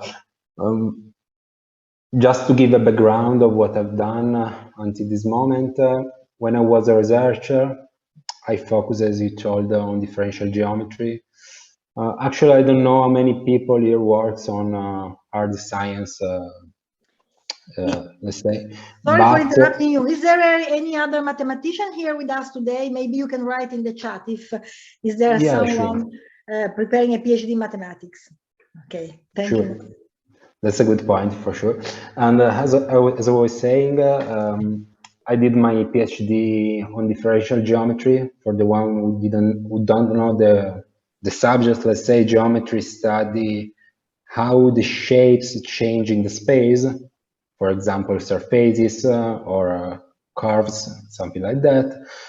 This is the geometry, of course, but differential geometry use object from calculus, like differential equation, integrals, to study this set of shapes and how they change. More precisely, I was focused on geometric flows that just they study how shapes change in time under some prescribed law, mathematician laws. For example, you can imagine something like a black hole. Black hole, everybody knows that they are not static, they evolve in time, they change their forms, they change their also position in the space during the time. So imagine we have some laws that, some differential equations that, which are basically our laws, which govern the realm of geometry, and then studying that law, you have to predict how the shapes change in time. And when these shapes are going to change in a point, in a donut, maybe shapes can become also a donut, or can collapse some dimensions, so passing from a surface to a line, something like that. So something maybe too much theoretical. Yes. And at the moment, let's say I'm doing something, nothing concerned with the theoretical part, but in my opinion, the part of being a PhD helped me some way for find my actual job, my last job, and I will say more later about that. But let's start first with some question. I don't know if you want to stop me. Please feel free to stop me also speaking, if you have any question, of course. And or I don't know if there is some way to raise up your hand on Zoom. They can write in the chat. They can write in the chat. Okay, they can write in the chat. Yeah. They are interested in your current position because sounds really very interesting. What are you doing? Starting from theoretical mathematics and geometry, how you were able to reorient your skill, and when preparing, then I will shut up. When preparing to no problem. Our webinar, I perfectly remember you told me, yes, the PhD helped me to develop more quickly my career. Yes, definitely. Because he started to work before finishing his PhD, if I well remember. Yeah, I finished my PhD in 2019 in November, and on the January of 2020, I started working for Intesa Sanpaolo. So I was without job for a very short time, let's say.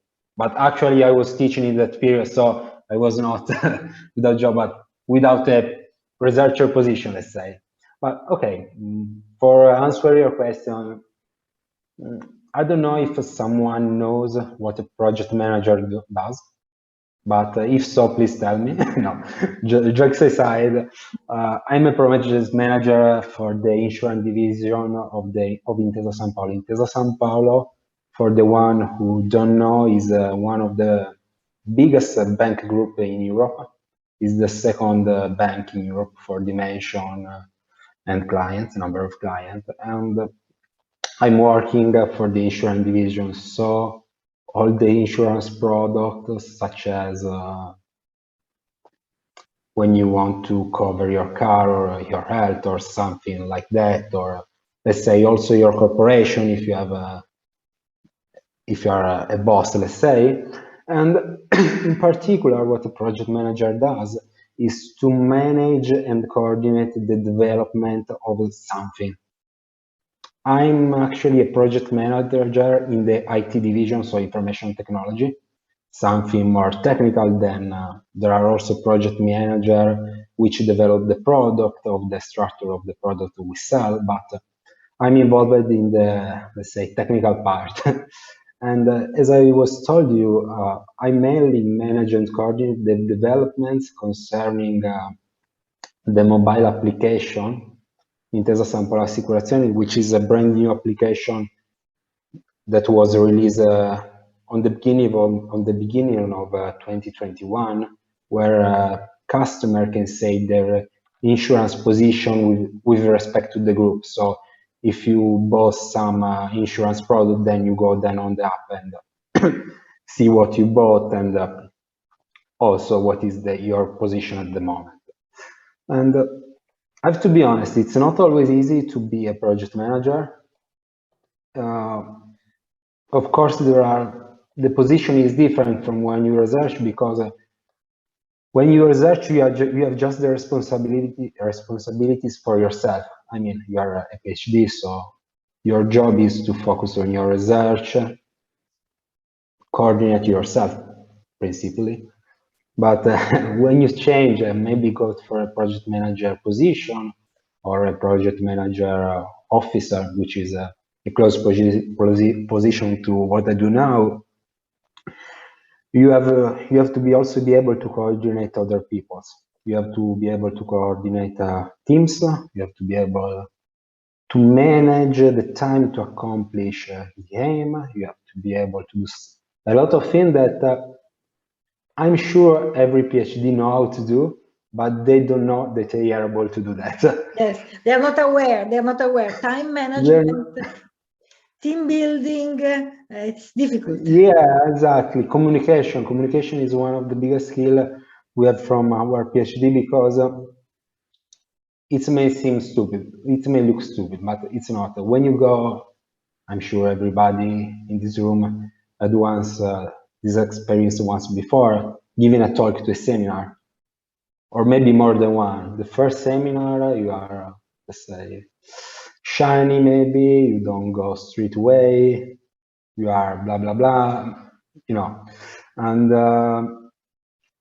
but with the time, you're, let's say, you increase your abilities.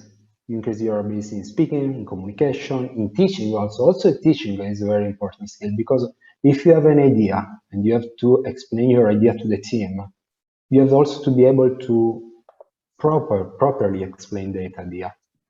It's not just, okay, let's do this, and the day after the team did the job. Unfortunately, it doesn't work this way. At least at the moment, it doesn't work this way. Maybe another day, but not today. And so basically what I did in the last 2 years is coordinate teams of developers, of testers, in order they accomplish the project. And that's the point of my current position, let's say. And of course, this position has some positive points and some negative points. For example, I mean, the positive things about being a project manager, or at least for me, that I'm always involved in the new projects. So my job is not repetitive. It's not something every day I'm doing the same thing, like fill up Excel file or giving an extraction for other people, but every day I'm analyzing a new request, a new requirement for the business. I'm going to speak with the developers to find the best solution to achieve the goal. Sorry. And as I said, I mean, everybody know mobile application. As you can see, there are always new features. And of course, these new features have to be implemented on the mobile app, on the database, on the software layer. So we are always involved in new analysis, in new requirements, and if something's always changed, so it's never a boring job from that point of view, because you will never do the same thing for 2 days in a row. But then, of course, there are some negative aspects, like you have to estimate the cost, and when you estimate the money you will spend in the next year, if one day you wake up and say, okay, today for the next year we need 100,000 euros, and then you say, no, we need 200, that's a problem. So you have to manage costs, you have to manage time, you have to manage a lot of things that, as I said, probably many people in this room already did. And I'm thinking more for like people in applied science. For example, people that work with the team in a research lab. For sure, they have to manage cost, they have to manage time, and they have to manage people. What about creativity? Mattia, what about creativity? Because you are able to, you are used to thinking outside of the box as researchers, because we have to find out new models. So what about creativity? Is another skill? Is that useful in your current position? Well, let's say, since I have a more technical position, I've more a technical position, and I have a technical background. Sometimes I like to speak with developers for finding the best solution and also give my point of view. But that's not the classical project manager work. I mean, usually project manager just coordinate. But and since the person I am, I put my nose everywhere, let's say, and I'm going to speak with the developer team, saying, in my opinion, could we work better in this way or in that way? So of course, for me, this work, because I work in a, let's say, in a framework, in a space which is more technical than others, and I'm a more technical person. But this is not strictly necessary to be a project manager. So, of course, if you have creativity, better for you.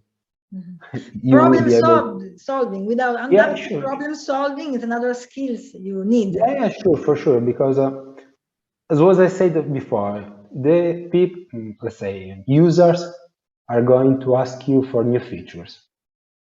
And usually when you, but this is from my experience, I didn't know before doing this job. When you turn up your mobile application, which could be WhatsApp, Facebook, or something like that, you see a user interface, which is designed for being as less complicated as possible. But then behind that, there is a real world. Yes. And when you have to, let's say, you have, for example, a tables with the data, and you have to extract the data, but maybe they are on different layers or on different database.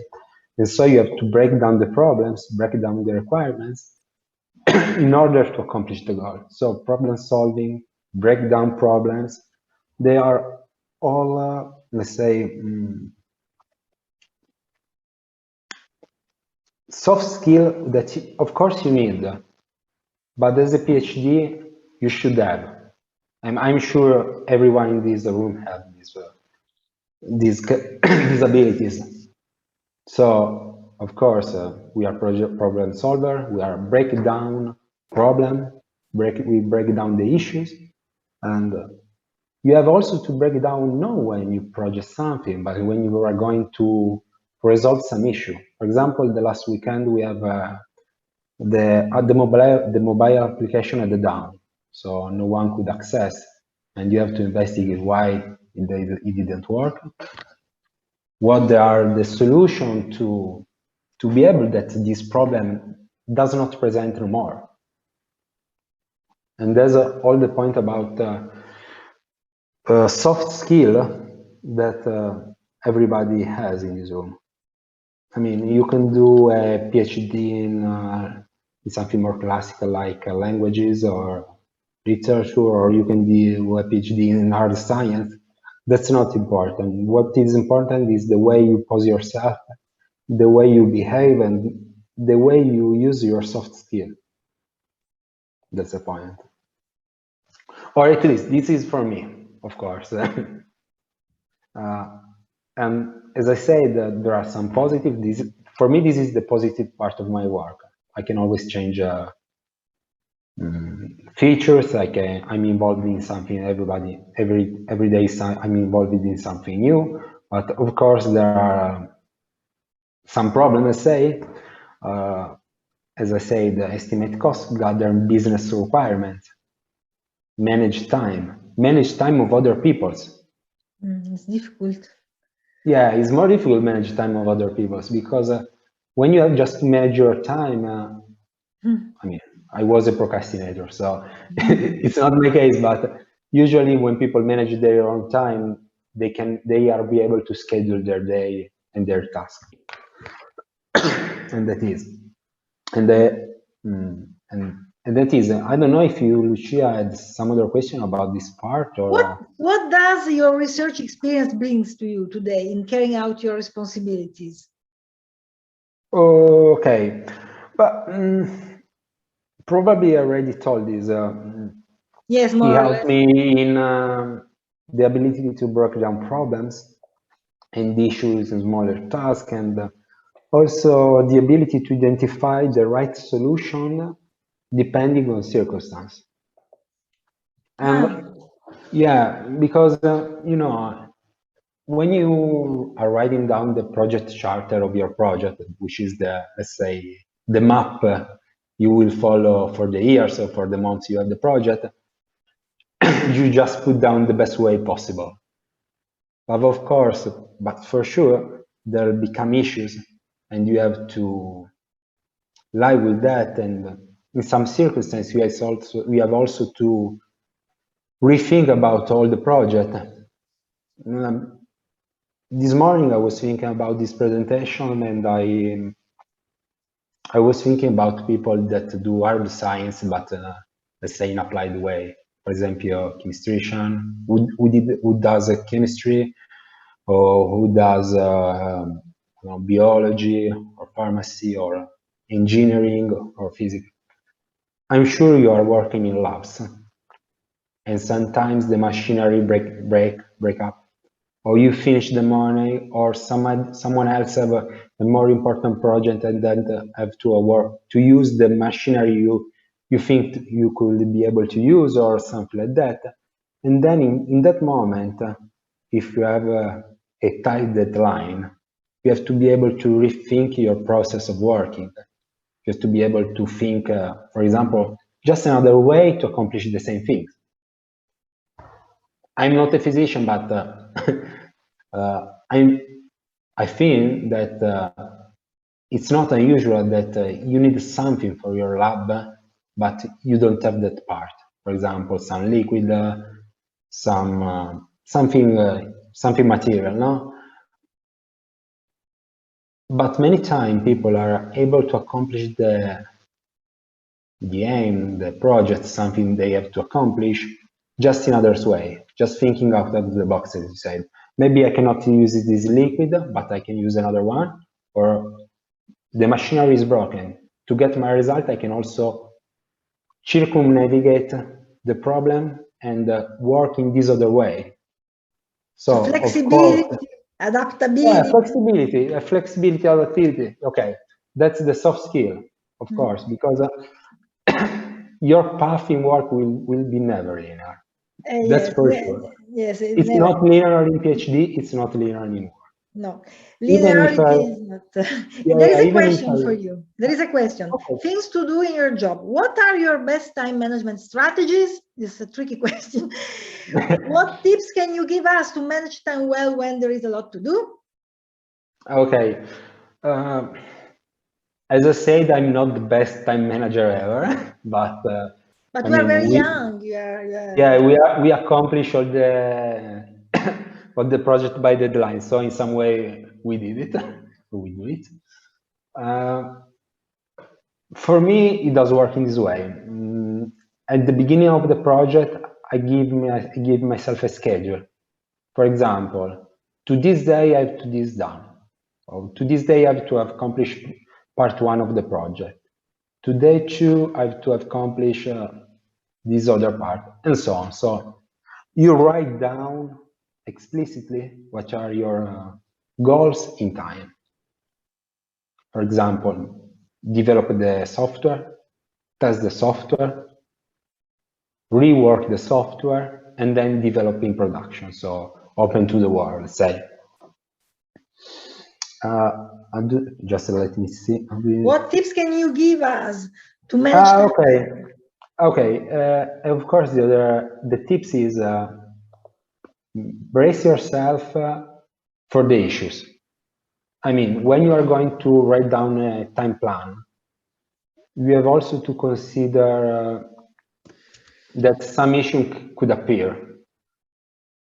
For example, maybe your machinery is broken, and so you have to take some contingency in time to be sure that you will be able to,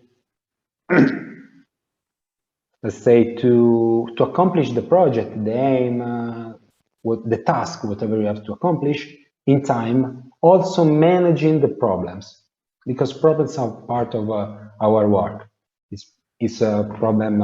Problems appears in research for sure. I mean, I'm thinking about my research career. Sometimes computation didn't work as I expected, because we didn't know at the time, or sometimes you find an error in example, something like that. So when you are going to manage your time, you have to write down time, deadline, and then break down the problem.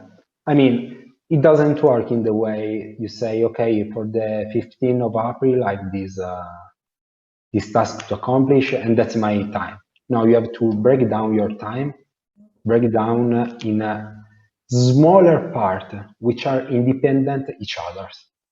Because if you are able to accomplish a task, which when is sum up with the other, will be, let's say, give the complete task you are aiming for, then you'll be able to manage the time properly.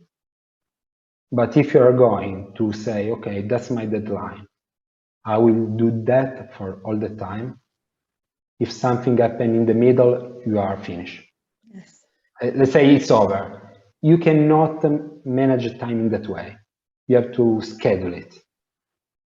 And I know it's really hard because I didn't do that when I was a researcher. And maybe also predict the unpredictable. Top Yeah, managers sometimes, because you never know what happens, so you have to predict the unpredictable. But maybe it's not unpredictable. Just be sure that your plan is open to some delays. Yes. I mean, okay, you say, I have to accomplish this for the 15th of April. I can burn out 10 days because I anticipated that. Because for some problem, I'm preparing me for burning out 10 days, or I'm preparing me for burning out 20 days.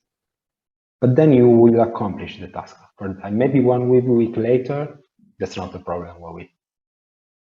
How did you find your current position? Because the problem for our participants, I think the point is to step, how can you say, step out of your comfort zone. This is the most difficult, to step out from academia. And then how did you find your such a beautiful, because it's Intesa San Paolo means a lot. You are already in a very good position because you are very young. You told me that you started 1 year ago, so it means that you are at the very beginning of your career, and you are already a project manager. So I mean, your career is, I wouldn't say done, but you have a position. Yeah. Maybe I was lucky enough because I saw a job position on LinkedIn. On LinkedIn. So you see, not by network, but only you found it on LinkedIn. Yeah. As I told you, right after the PhD, I started to look around for a job position because I wanted to try to work out of academia for personal reason, because I didn't want to move or travel too much. I wanted to stay in Turin, where is my life. And so I started looking over LinkedIn and I applied to some position. But as I said, maybe I was lucky enough because at that time Intesa was having a, let's say, a recruitment campaign. Ah, So they are you were recruiting a lot of people. the right person at the right moment. Yeah, no, maybe not the right person, but the right moment to apply for sure. And so I applied on LinkedIn. They asked me for a curriculum vitae. They asked me for present myself, for introduce myself, no? And so How many job interviews? Sorry to interrupt you. How many job interviews did you have to undergo? More than one, or it was only one job interview and then you were hired? In Intesa or just also with the other players? Ad Intesa. Intesa San Paolo. If I'm not wrong, I had, let's say, 3 job interviews. 3 job interviews, so different steps. Yeah, different step. The first one was a video job interview. So where they ask you to present yourself, then resolve some problem or asking something. If you have to explain internet to children, what is internet or what is a database or something like that. I mean, question that present yourself, that introduce yourself. Introduction. And then we had, let's say, a colloquium with the recruiters and the top manager of my office, where they asked me what were my ambition, what were my position at the time, and what I could give to Intesa San Paolo if I will join the group. Ah. So how can you? This is a question that you will learn to answer. But many times when you are given a job interview, they will ask you how your position, how your skills, your career, everything. How can help our corporation, our team? In what way you are of value for us? And so we had this intermediate step, and then the very last one, we had the interview with my top manager, where he asked me something, but very short. As you told me, probably the fact that I had a PhD, it helped me. Because I'm the only one in my office which started working for Intesa San Paolo directly. The other people, everyone had other position before in other companies. And so it helped me a lot having a PhD. Let's say we are starting from a higher step than others, of course, because you studied more. And even if in Italy is not recognized that much PhD, but recruiters know that people which are arriving from a research path will be of value for the teams. I see there is a question, maybe. Yes. Is the mental health of people in the team considered in the project management? Hard question. Yes, when you are not close to the deadline. No, jokes aside, it depends. It depends on the project manager. I mean, if I read correctly your question, and then please stop me if I'm going wrong. But for example, I'm not that people that push too much developers or push too much testers to test. I mean, if you are able to manage your time properly, then you will also be able to be mental health during the time. Of course, there are periods which are more difficult, let's say, when you are close to a deadline, or when you are close to something important, or you are close to some important milestone. Maybe you are a bit more stressed out, but not that much. It's everything about how you manage your time. For example, when I was doing research, I was more anxious about my future. Now I'm a little better for me. I don't know if I answered to your question, Romanian. I don't know how to pronounce it properly, I'm sorry. And no, that is, Lucia. I mean, I think that PhD helped me a lot. Definitely, and critical thinking, maybe because you are used to critical thinking. Yeah, we are used to critical thinking. I mean, every PhD are used to soft skill. The problem is just that, but this is also was my problem. I was not, let's say, aware that I had these skills. But then when you start using that, you see that you have the skill, the soft skill.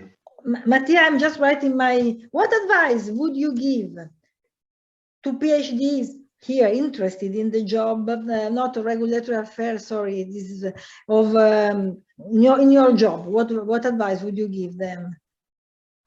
Okay. For a project manager or for a career different from academia, but let's say for a career out from academia, you have to grow your network.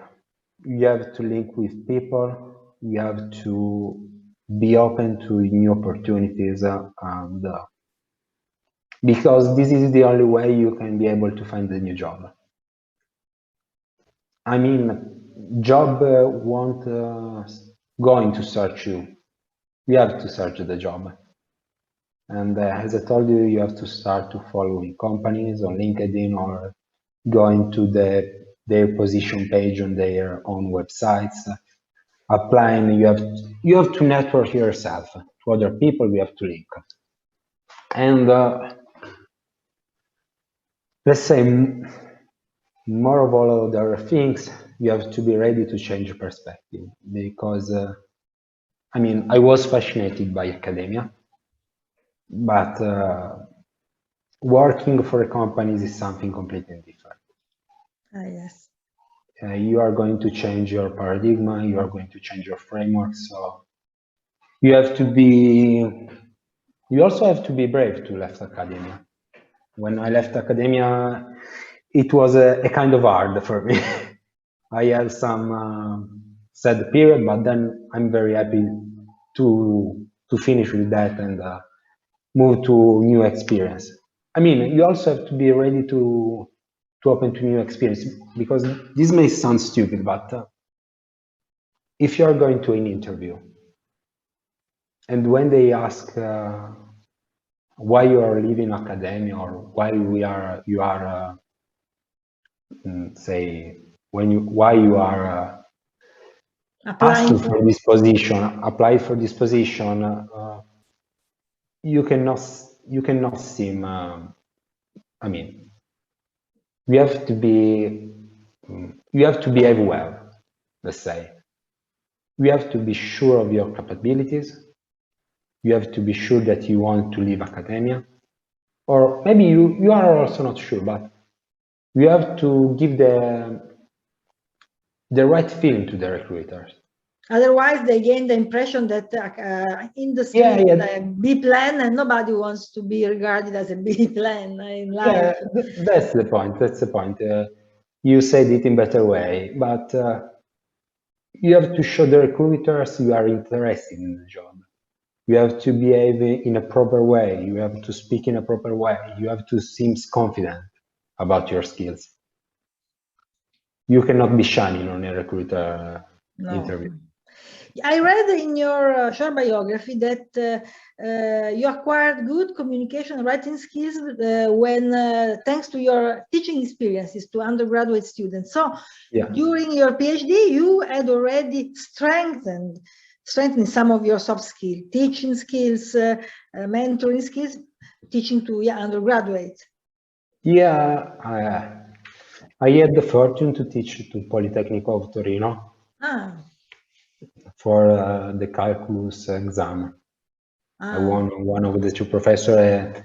I've been a teacher to the Polytechnic for 3 years during my Ah, PhD, so it helped me a lot. I mean, the way you expose your work, the way you behave, there are all parts that make you able to change also work, because you have to be sorry to Yeah. interrupt you, because our audience comes from all over the world. The Polytechnic Yeah. of Torino is a technical university. Yeah, sure. So well known at, I would say, international level. So if it taught there, it means a lot. I think that in his survey, it was an important point, because a PhD, a teaching experience at the Technical University of Torino, a PhD at the University of Torino, this is why you could overcome successfully your job interview and be hired, immediately hired 1 month after finishing your PhD by Intesa San Paolo, which is the biggest, I think, one of the biggest Italian insurance. It's the biggest in Italy and the second in Europe. In Europe, so you see. Yeah, maybe just one suggestion for the Yes, PhD some candidates. tips and tricks to your tips when you are going to present your resume or curriculum vitae, let's say, as you want.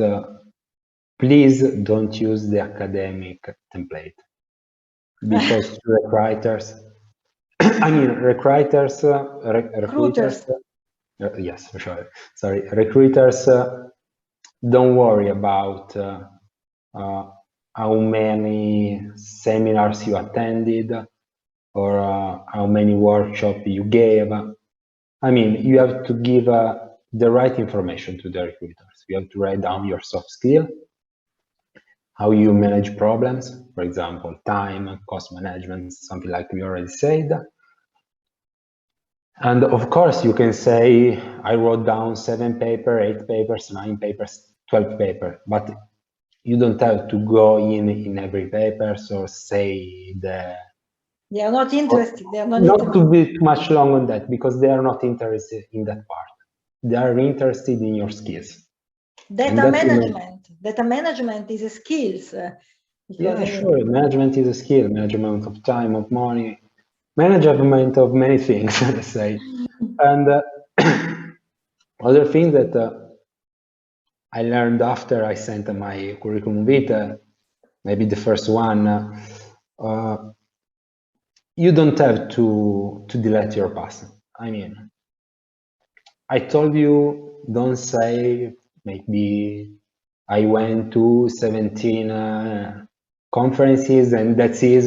The first one, the second one, you just say, you just write down, I attend the conferences in different parts of the world, or I studied abroad for 10 years, or for 1 year, or for 3 months. Because recruiters are interested in people that are able to come over from difficult situation. And when you go to the other part of the world, or you change country just for a few months, and you say, okay, I've for my example, I've been in Argentina for 4 months and in Spain for 3 months. And both the time I was able to finish my research project in that university. That's something you have to write. I spent X month in that part of the world, and I accomplished the job I did. I have to do. I have to do. And that's what's important on a CV. It's not important. Maybe your grade, yes, okay, but it's not important if you give this exam or that exam or something like that. You have to focus on the macros, on your abilities, on your skills, and you have to be able to give the recruiter the ability to interest on your curriculum vitae. Because this is true. If you write down 7 pages of curriculum vitae, nobody will go to read it. No, they have no time. They have no time. Yeah, HR but manager have no time. No, just because they read maybe 1,000 CV for days. You have to you have to put down everything you need in maximum 2 pages. No more, 3. But 3 is just too much. Too much, yes. So, HR manager suggest 1, maximum 2 pages. Yeah, that's the point. And that was also my error at the beginning. I mean, you are lucky enough because when I was a PhD, I'm sorry, Lucia, but I was ignoring your mail at the time. Ah, I was already organizing. Yeah, you were already organized. So I'm really sorry how to because write a CV, how to overcome a job interview. I mean, I Yeah, know but- PhD are very concentrating on their research and they have no time to attend other kind of webinars or workshop at that time. yeah, you are focused on your job, on your task, and so many times you leave opportunities pass by. That's my advice. Link with people, grow up your network on LinkedIn, on other position. But I mean, when I say grow up your network, it's the same you do when you go to conference and you start speaking with people in your field or people in other fields. No, it's the same. It's exactly the same. Nothing more, nothing less. But you have to apply these abilities also out from the academia. So start following companies on LinkedIn. Start linking with person from that company. Ask what they do in that company, but also to understand if that job can fit with you. I have another question. Before during our morning session, we spoke about the importance of preparing a professional plan, a professional career plan. I also asked during our ice-breaking activities, have you prepared a professional career plan? So the question addressed to you now is, did you have a professional career plan, or you are so concentrated on your research focus that No, I was too much concentrated. on your dissertation, on your PhD dissertation? Yeah, I was concentrated in my PhD dissertation. As I told, just after my, let's say, PhD finish, but I mean, the regular time, yeah, I had still to defend my thesis when I finished. I start for looking out for a job, but at that time I had no idea what I was going to do. Mm-hmm. I was just applying to some position that may look interesting for me, but nothing more. But probably it will be better if I had prepared myself before that time. Because you gain time afterwards. It is not a waste. It is not a waste of time starting to prepare your future, your next professional step before the end of your PhD, because then you gain this time. Otherwise, when you finish your PhD, you have to start to think about. Yeah, that's the point. Exactly. That is. Arrivo. I guess we lost Lucia. Okay. Last minute, time arriving, sorry. No problem. Here I'm again. There is another question. What advice would you give to PhD? No, it was, you had already answered to these questions. Okay. Thank you so much, because it was interesting to know you, to understand what you are doing, because it was not clear to everybody your current position, so different from your previous work, research at the university. We have so more or less you had all these skills, and you were able anyway to transfer that, to bring them as added value to your company, Intesa Sanpaolo, and at the same time you were able to find your job thanks to through LinkedIn. So yeah, sure. You see, professional network might be useful people interested in positions outside of academia. Thank you so much. So for your, could you give us maybe in 3 words, just 3 words, the final tip? We have given many tips and tricks about CV, don't write CV, academic CV for company, study your company for applying for a position. In 3 words, to the audience starting to prepare their next professional step, willing to work in company like you. Yeah, let's say very short, you have to be ready to change perspective. So be open, be flexible. Be open, be flexible. Yeah, changes your perspective, because that's the point. Outside of academia is really different, but I mean, everyone can do that. It's very challenging. Anyway, it's challenging. I think that the most difficult is always when you decide for the career change, when you decide, okay, I leave academia, I move towards, I'm open to other experience, but adaptability. This is another skill, another soft skill. Yeah, PhD graduates need. Maybe let's say you can also try a job out of academia, because it's not true that if you leave academia for 6 months or 1 year, you are over. It's just another experience. Many people start their PhD after working for a while.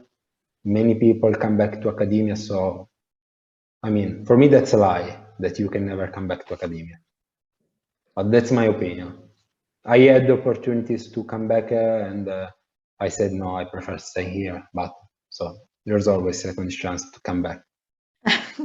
And Svetlana Dimitrova, our wonderful coordinator, has just added, and to be clear with your motivation, because you have to be clear when you move to other sectors, to be very clear with your motivation. Thank you, Svetlana. But Svetlana, have you any other question? Have you a question for Mattia? Not really. I was just about to write in the chat that actually maybe you will return to academia, but much later when you reside from industry and from bank sector, and start lecturing as a guest lecturer or associate professor to someone. Yeah. To share experience with the young researchers, what it is about working outside. Inside. Yeah, sure. Yes, so thank you so much. Hopefully we'll keep in touch, because the University of Turin is going to build the alumni community. So professional profiles like yours are of the utmost interest for us, because you are a typical story of successful career transition. You are able to move, quickly move, because you are never unemployed. It means that a PhD is worth, because it protects anyway from unemployment. This is not the job of your life, because you are very young, you are at the very beginning, but you have I'm sure I'm going to change it at least more 3 times. But it is the trend now. The job market itself is very demanding and changes very quickly, and so we have to be adaptable. We have to adapt to this rapid technological change. But with all your skills, the capacity of manage time, people, budget, be creative, be able to solve problems, we will for sure be able to develop your career. And so now, thank you, Mattia. And now I'm sharing with you. Thank you too. Thank you. Bye-bye. Bye. The screen.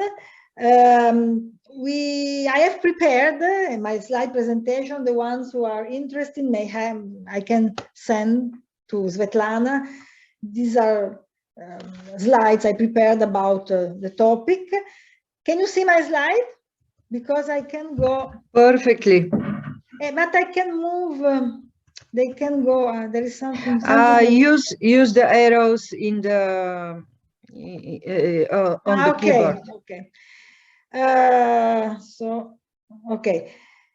This is just a summary, the benefits. What are the benefits of a PhD? So not only the benefits in terms of technical skills acquired, putting you, helping you standing out of the crowd and be immediately hired as Mattia Puia, he finished his PhD and less than 1 month after he was already hired by an Italian very important company. Transferable skills, these skills you acquired in your career, but you can also learn them in other places and use and bring them with you.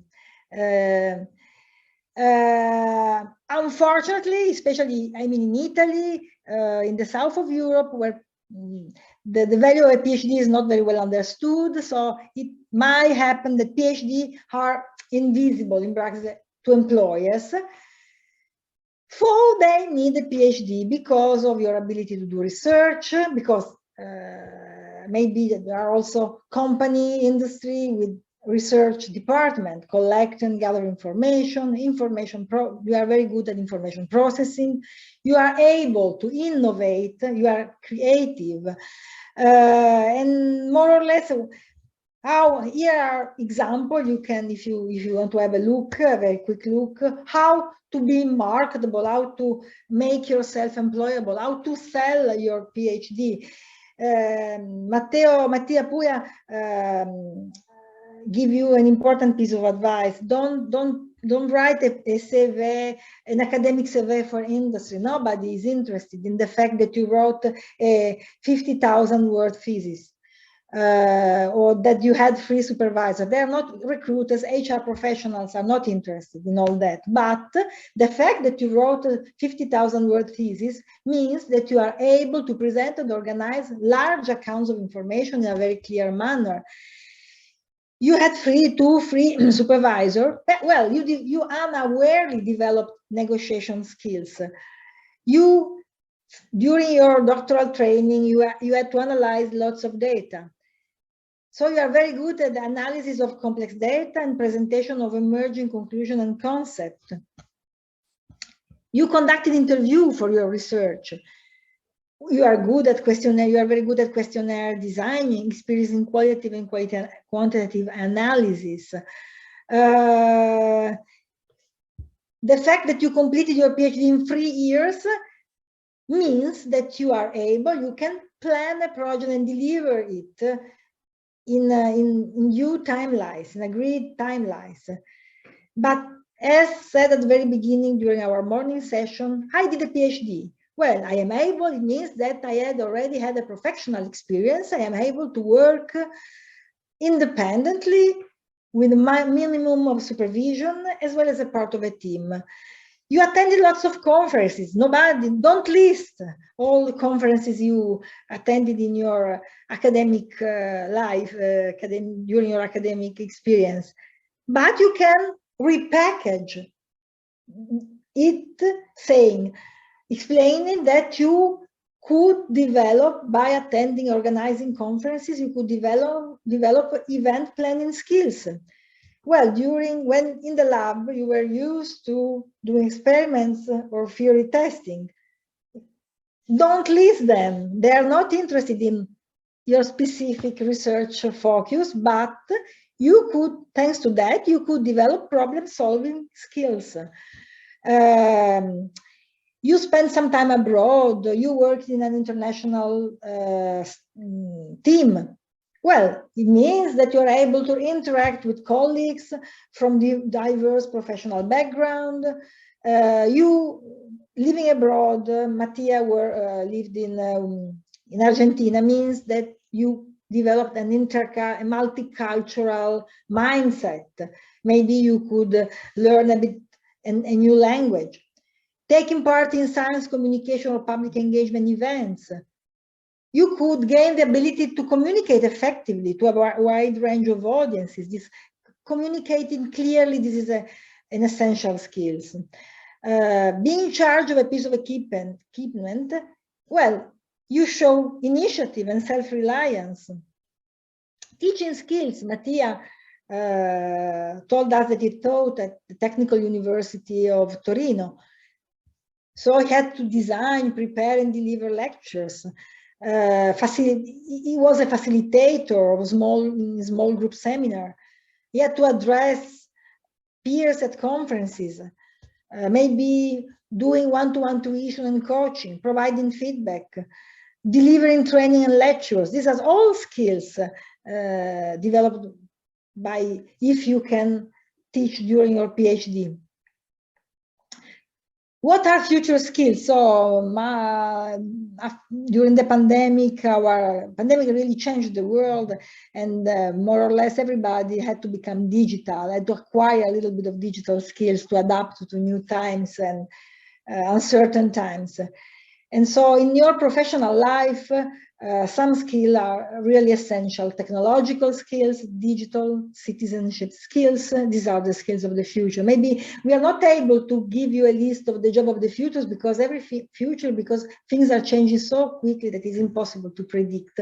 But you have to be equipped with this kind of this skill set.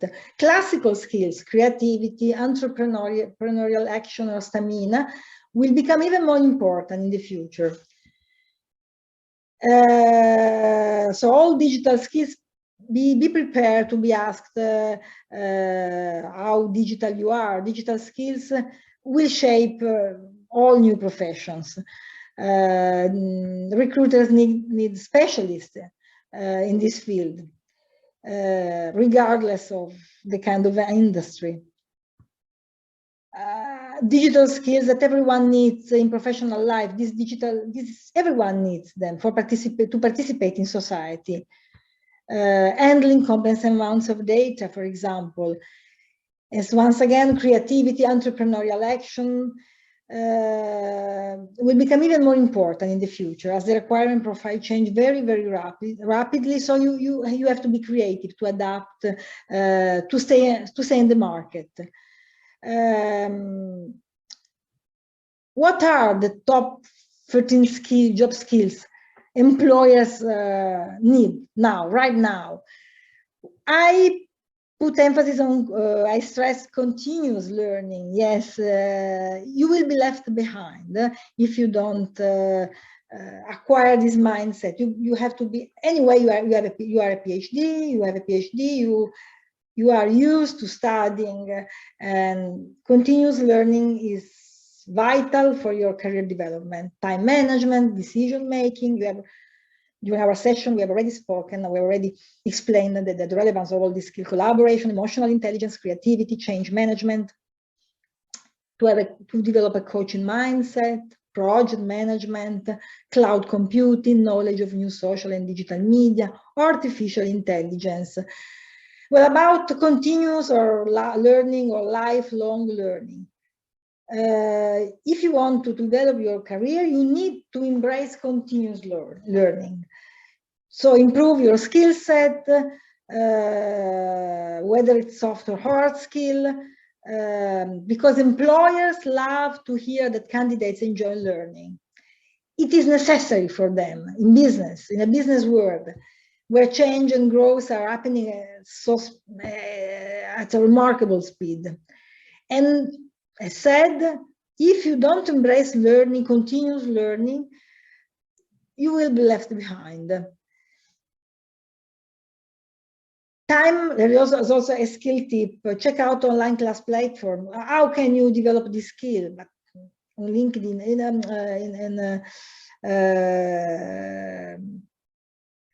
online, you will find lots of platforms to see what they have to offer in this field. Time management, especially now in a period of remote work all over the world, it is more important than ever for employers to know that you are able to finish your work, to go on, to move towards without anyone looking over your shoulders. Prioritize your task for the next day. These are also some skill tips. Decision making, the ability to assess the criteria in front of you and to come to a conclusive decision. It shows that you are a person who gets things done, who is able to get things done, and that you are willing to take risks. Collaboration, embracing collaboration and thinking about it proactively, shows hiring managers that while you may be working alone in your home, you are still a team player. So being a team player is important.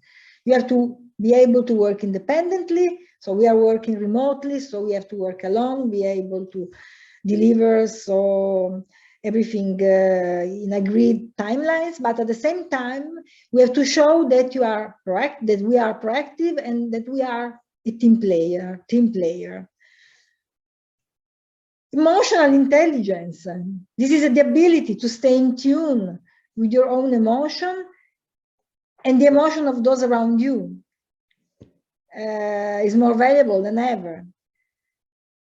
Emotional intelligence helps you be a people person, to stay in tune, as said. Creativity and resilience. You have to be creative, finding new solution, new idea that move the needle for your company. An employer will know, we appreciate you because it shows that you will keep their company moving forward. Adaptability, you have to adapt to changing situation. We have always done in this way. Nobody wants to hear that. You need to be adaptable to new technology, new collaboration, and new philosophies. Change management. We say that things are changing very fast, faster than ever. So you need a knack for change, to guide a team and to make yourself essential for your company, for your organization. I also put some skill tips that I take a class or read a book on emotional intelligence, because a major part of change management is understanding how changes affect employees on a personal level. Coaching mindset. This is new, I would say, but it is important because if you want to develop your career, you have to turn your mindset to success has less to do with how aggressively you try to boost your own career, and more with how you help the people around you. Because it means that you look to make those around you better. So this means having a coaching mindset. Think about who doesn't want to work with a person like that. Project management, so I don't want to repeat what it has already been said, but it goes without saying that having employees who are skilled at the project management makes their lives easier. So recruiters are interested in people able to manage a project and be able to manage it from concept to completion. It's very important for them. Cloud computing. Having a solid understanding of the cloud, how it works, and best practices can keep you ahead of the game. Digital skills, technological skills are a priority. Knowledge of new social and digital media. Digital skills are a must for everybody nowadays. Because they are running the show these days. If you want to be competitive in the job market, you need this kind of skills. How it works, to understand what kind of audience it enjoys. But online you can develop these skills. At the end of this afternoon session, I will show you some slides about how to develop new skills, and so online you will find free of charge courses helping you to go this way. And it's true, really, we are in the artificial intelligence era now. We not only want computers do work for us, but we also want them to get smarter as they work. So a solid understanding of artificial intelligence can give you a vital edge in a difficult job market. But keep in mind, you have to not only to have the skills, to develop the skill, to boost this kind of skills, but you have to advertise them. So update your CV, try to put in your CV the skills and create, I would say, a killer cover letter. If you are able to repackage your PhD and your CV, putting the skills I have very, very quickly listed to you, I think that you will successfully overcome your job interview. But I'm, as career development facilitator for the University of Torino, I have already worked as mentor. I've already organized events for our PhD to help them develop their career, prepare their next professional step. And some of them ask me, yes, but how can I put these skills? It is difficult to write a CV in these terms. You can be helped. There are professional tools helping you identify your core competencies, your soft skill, your transferable, we'll call them transferable skills. ABG stands for Association Bernard Grégory. They are leaders in Europe of career development. It was founded 40 Association Bernard Grégory Association 40 years ago by the French ministry to promote doctoral careers. And so they have developed a professional tool called DocPro, describing the 24 core competencies you developed in the course of doctoral training. And this tool, you can find it, this is the link online, it is free of charge. It helps both recruiters to gain a better understanding of your full potential, of the potential of PhD graduates, and the head of school, doctoral schools, PhD coordinators, career development facilitator, to better prepare PhD students for the job market. And PhD, all the recruiters and academic advisors at least share the same tool and speak the same language. So it's, don't be afraid, because they list and they give a deeper insight of these 24 core competencies and skills, but it is very useful when you decided to rewrite your CV to apply, and when you have to apply for a company, because you can identify your skill and then put them in your CV at the right place. Soft skill improve productivity. Yes, it is true, because they help employees to look at their problems in a creative way.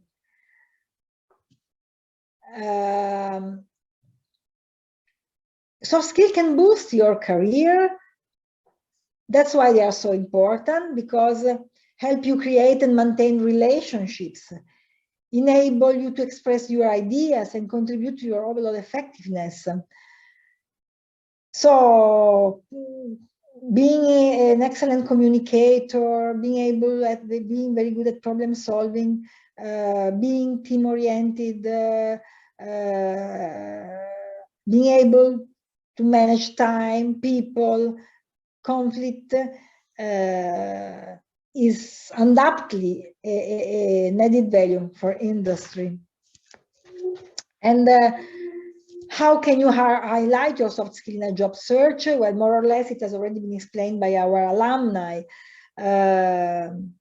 Employers are not interested in academic curriculum, in the list of your conference, or your publication, or your focus research, but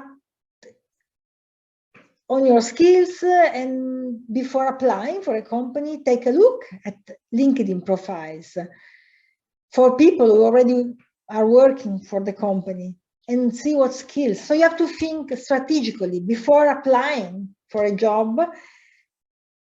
go take a look on LinkedIn. You have to maybe, if it is possible, develop your professional network, try to contact people already working in that company to have a better understanding of their skills, and then to prepare your job interview.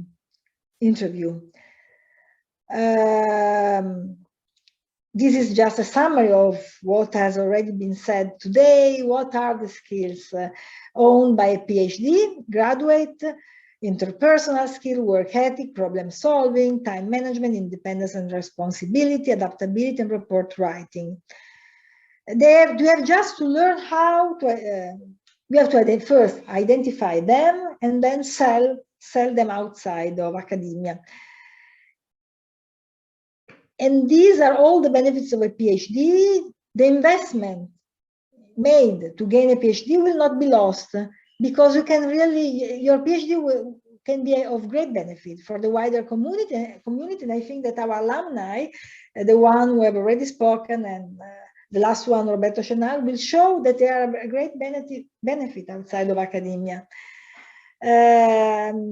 I will skip these skills because otherwise I will run out of time. These are for the ones who are interested in.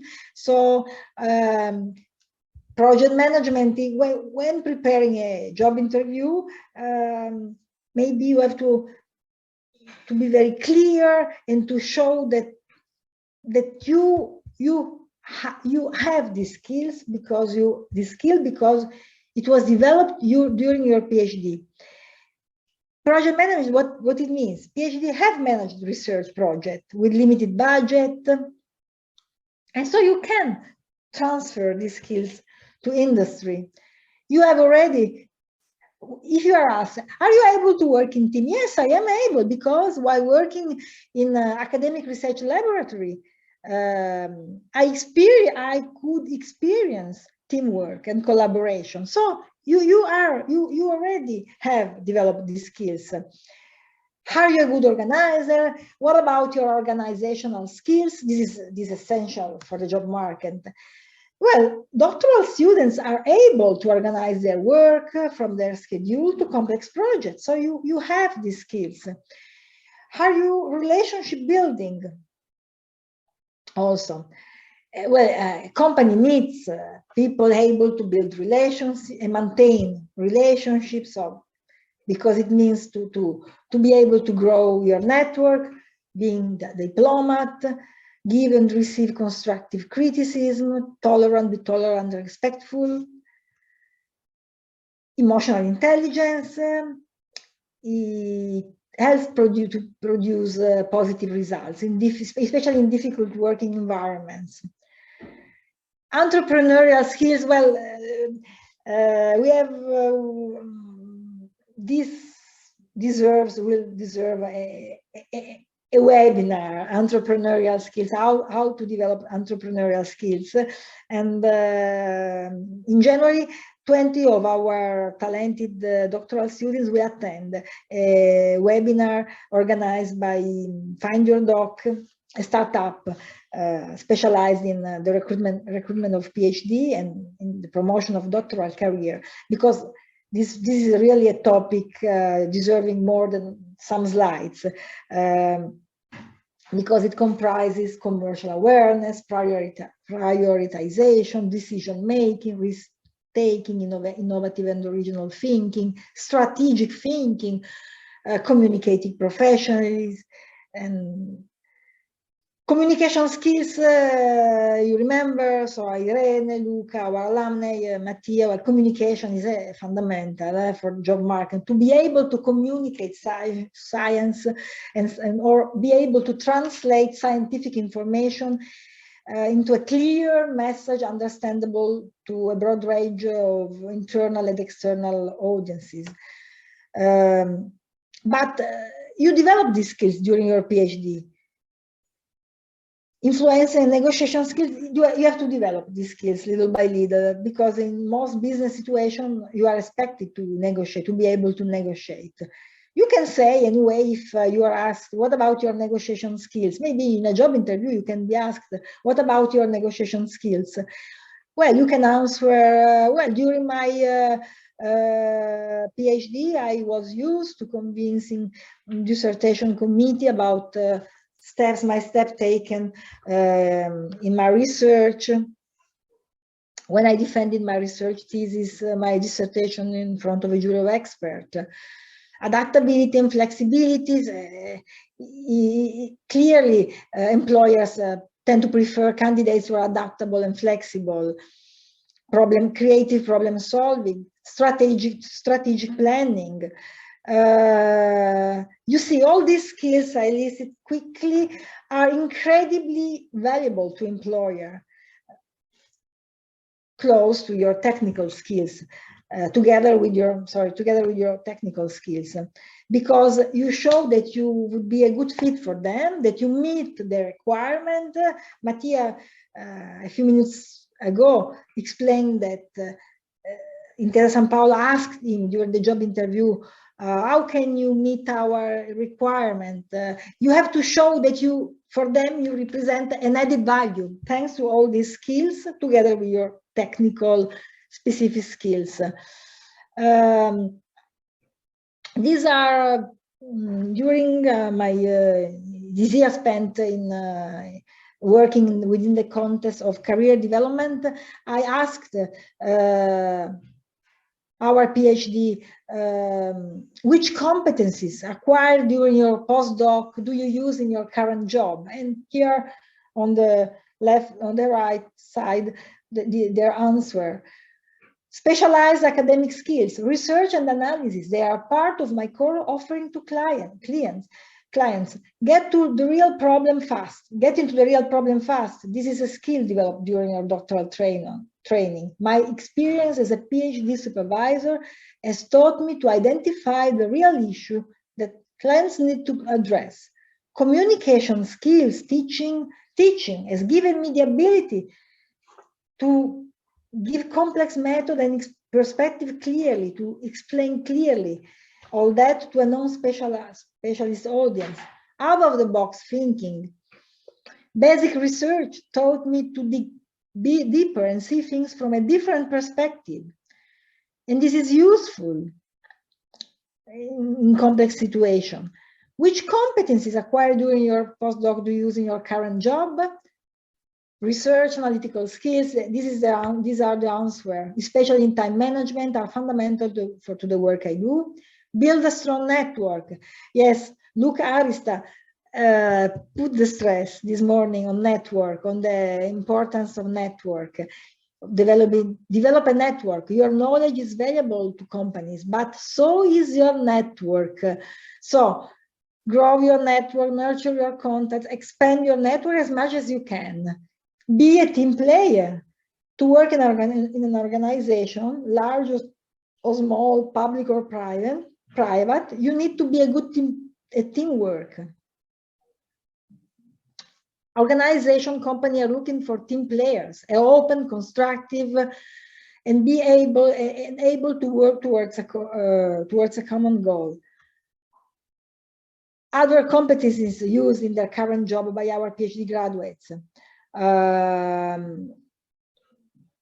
Work out what kind of value you could bring to an organization based on your specialist knowledge. Network, connect with organizations and companies that work in a field you're interested in. Reach out to them and set up meetings. This is the only way to get a real sense of what they do. Consider the self-employment. Why not? Why don't you think of starting a company, your own company?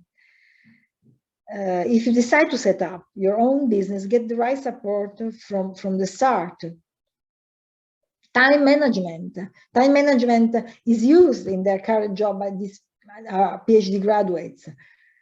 Writing skills, writing articles, reviewing papers, have thoughts. I have taught you to write clear and compelling tests. Applying for funding. Having applied for a number of postdoc fellowship makes a good proposal. Organizational skills. Maybe as postdoc you organize conferences, seminar, series, outreach activity. And this kind of experiences gave you the confidence and organizational skills to coordinate various types of activities at the faculty. complex thinking, career planning, you see. At times my job involves fairly complex conceptual work. Career planning is a work in progress. Think carefully about what you like and don't like. Check out job listing for inspiration. Core science competencies, thinking analytically and being curious, are fundamental prerequisite to the work I do as a scientist. This is, I quoted what they told me. Go abroad.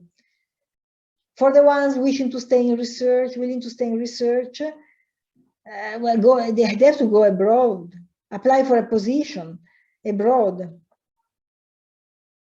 But at the same time, maintain your network while you are away by returning home to give research talks and seminars. And then, to conclude, work with people that are smarter than you. Learn how they think and act, and prepare yourself for your future career. These are all tips and tricks. You can. I think that now it's. Are there any questions? I will leave the rest of my slides for the last part of our afternoon session, because there, in our program, in our original program, there was a coffee break, a virtual coffee break at 3:30, and we will meet again at 4:30 for our final session with Roberto Chenal,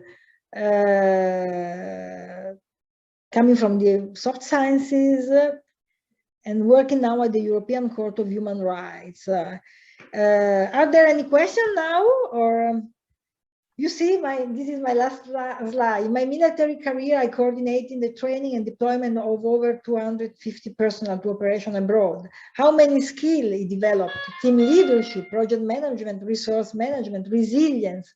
So you can also acquire this kind of skill in other contexts. This is why it is important to step out of your comfort zone right now. So don't wait at the end of your PhD to step out of your comfort zone, but try to develop right now all possible soft skills, because you can acquire and develop them also in different contexts, and they will be useful for your professional career, for your professional future. Because skills are really at the heart of the hiring process. Thank you very much, Lucia. And I would say that this was really inspiring. I mean, all these stories of the researchers that are left, and also what you shared with us, what is important and how could we reach these skills that we don't know. First, we don't know that we have part of them, and how do we reach our improvement in acquiring new skills. Thank you very much, Lucia, for that. And we meet, as you said, in right 1 hour after. In 1 hour, because for professional reason, Roberto Chenal will be able to join us at 4:30. It is very interesting because, well, he really is on top position at the European Court of Human Rights. It comes from the soft sciences, and he was able to bring all these skills outside of academia. And so I think that we try together with our alumni to give you an overview of what are soft skills, how to identify them, and how to strengthen and bring them to other contexts. They are also of benefits, because we cannot say that Mattia, Irene, and Luca Rista are example of failure because they left academia. Leaving academia is not a failure. They are all very satisfied with their position.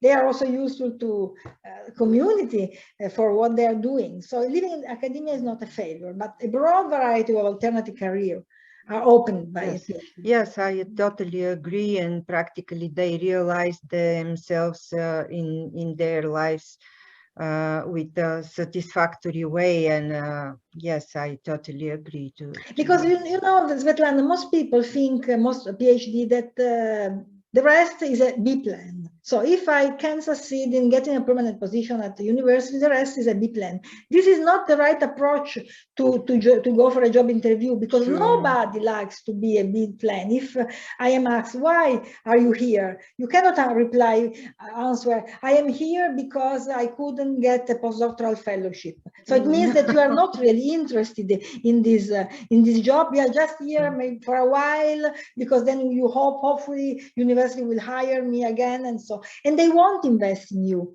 You have to be, on the contrary. I think that Luca and Irene, they really were very goal-oriented. They realized that academia were not maybe their future, and they could use the benefits of their PhD in other contexts, and so they could build their career.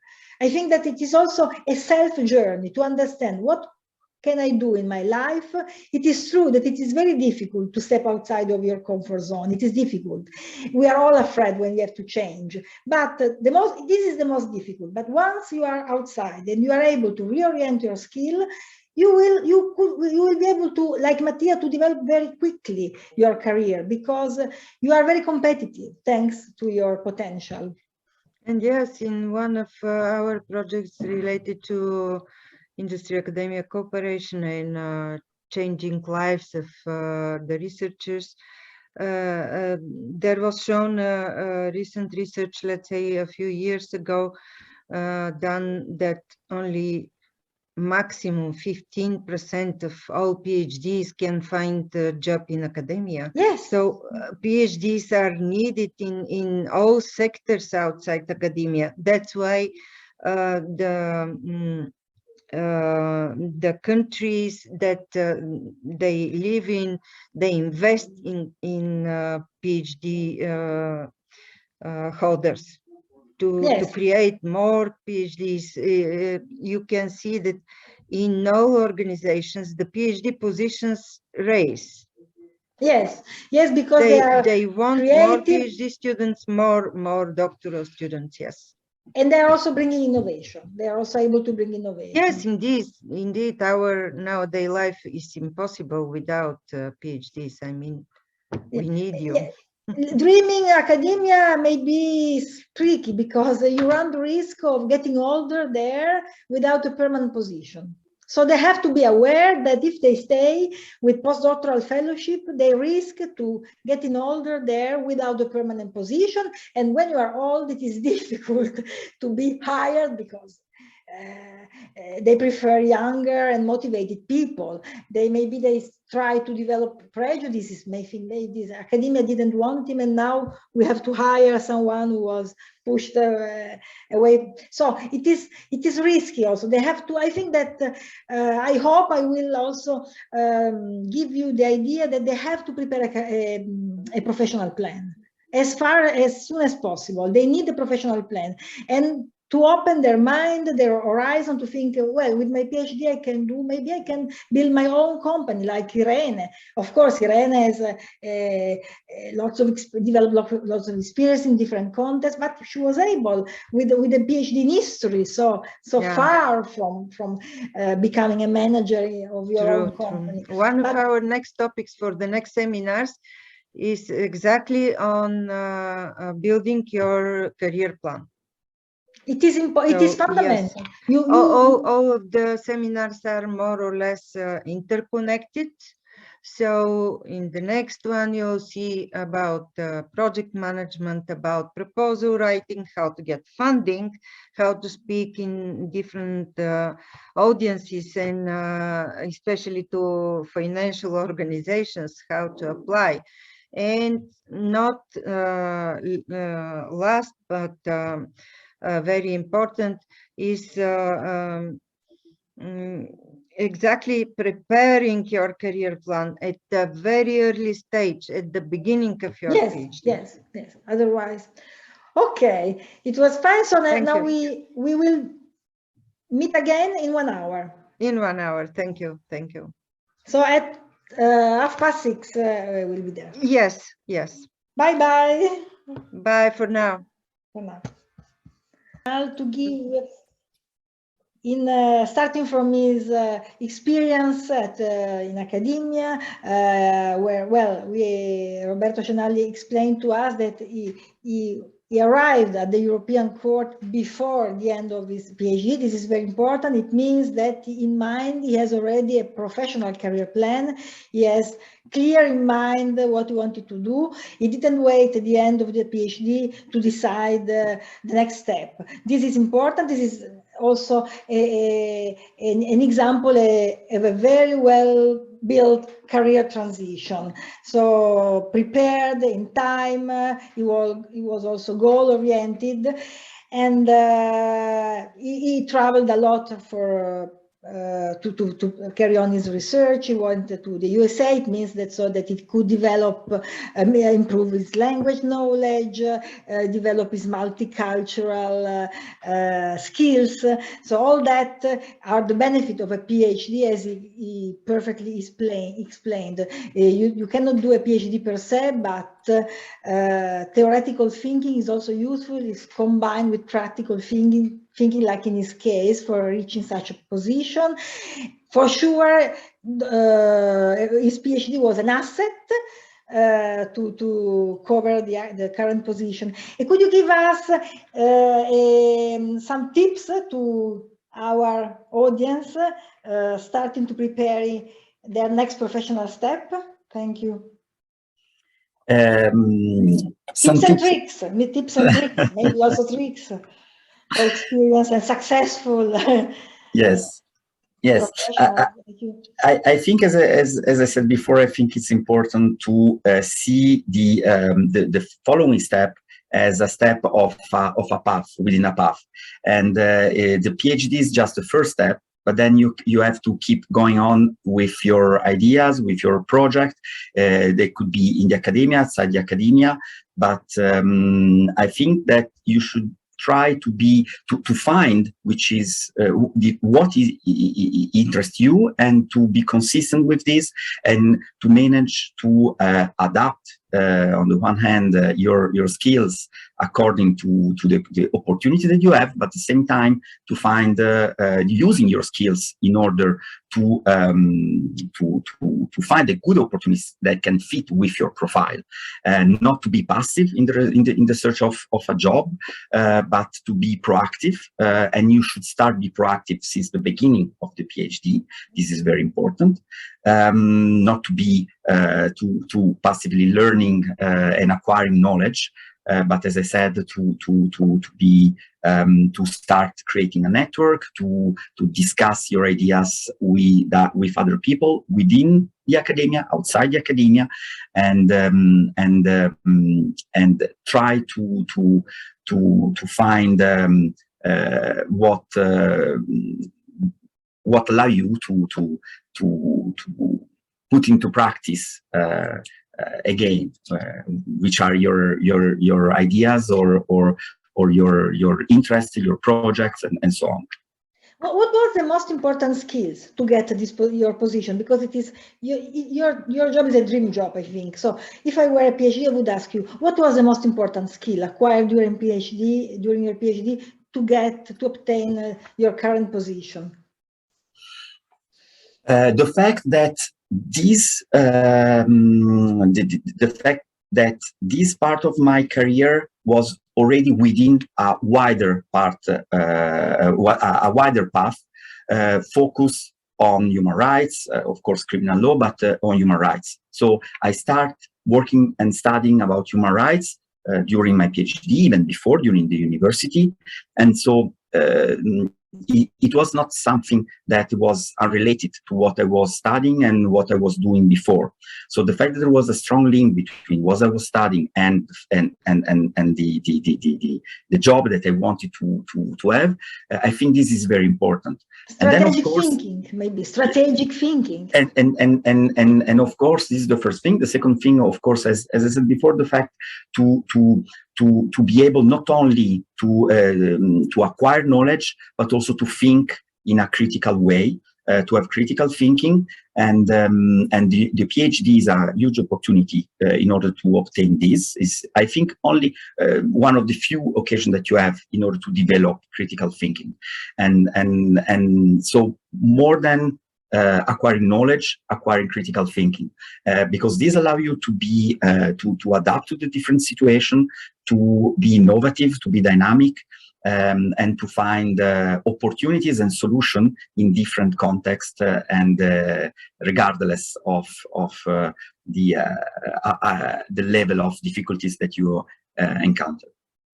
I would also add adaptability and flexibility, because you were ready to move to another country.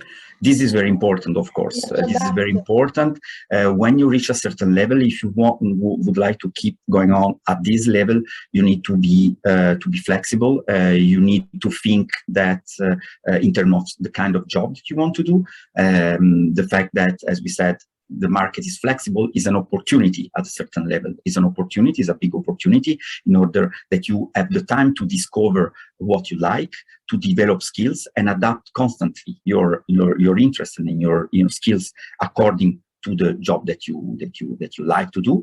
But of course, you have to think that you have to move if you want to stay within the academia, not necessarily at the same university, maybe not necessarily in the same country, and outside the academia is the same. Not focusing so much on which kind of specific job to do, but which job could be important in order to develop my dreams or my ideas and my projects. This is very important, to not think that we are chosen by someone, but we choose also where we want to go in terms of job and in terms of perspective. So another perspective, yes, another mindset. So thank Absolutely. you. So a huge big thanks to such insightful remarks and the presentation, and I'm sure it will be very helpful for our PhD, because they are starting to think it over. They have to repackage their PhD, and even and you could also inspire them, because you with a PhD you can do whatever you want, we can say, because if you are able to transfer these skills, you can find really dream jobs. Okay, so thank you so much. Hopefully we will keep in touch, because we are also going. Svetlana has already explained that professional profiles like yours are very interested for their programs, because they are seeking for top career profiles to present, to show the full employability of PhD, because there is also a practical problem, you know, that it is very difficult to get a permanent position in academia. So it is very risky to stay there without developing a professional career plan, living with doctoral fellowship, postdoctoral fellowship, and then maybe at 45 you are unemployed, and that moment it will be too late to reorient your skills, to relocate, and so on. So they have to be aware. Then they can also decide to stay in that situation. But anyway, they have to be aware that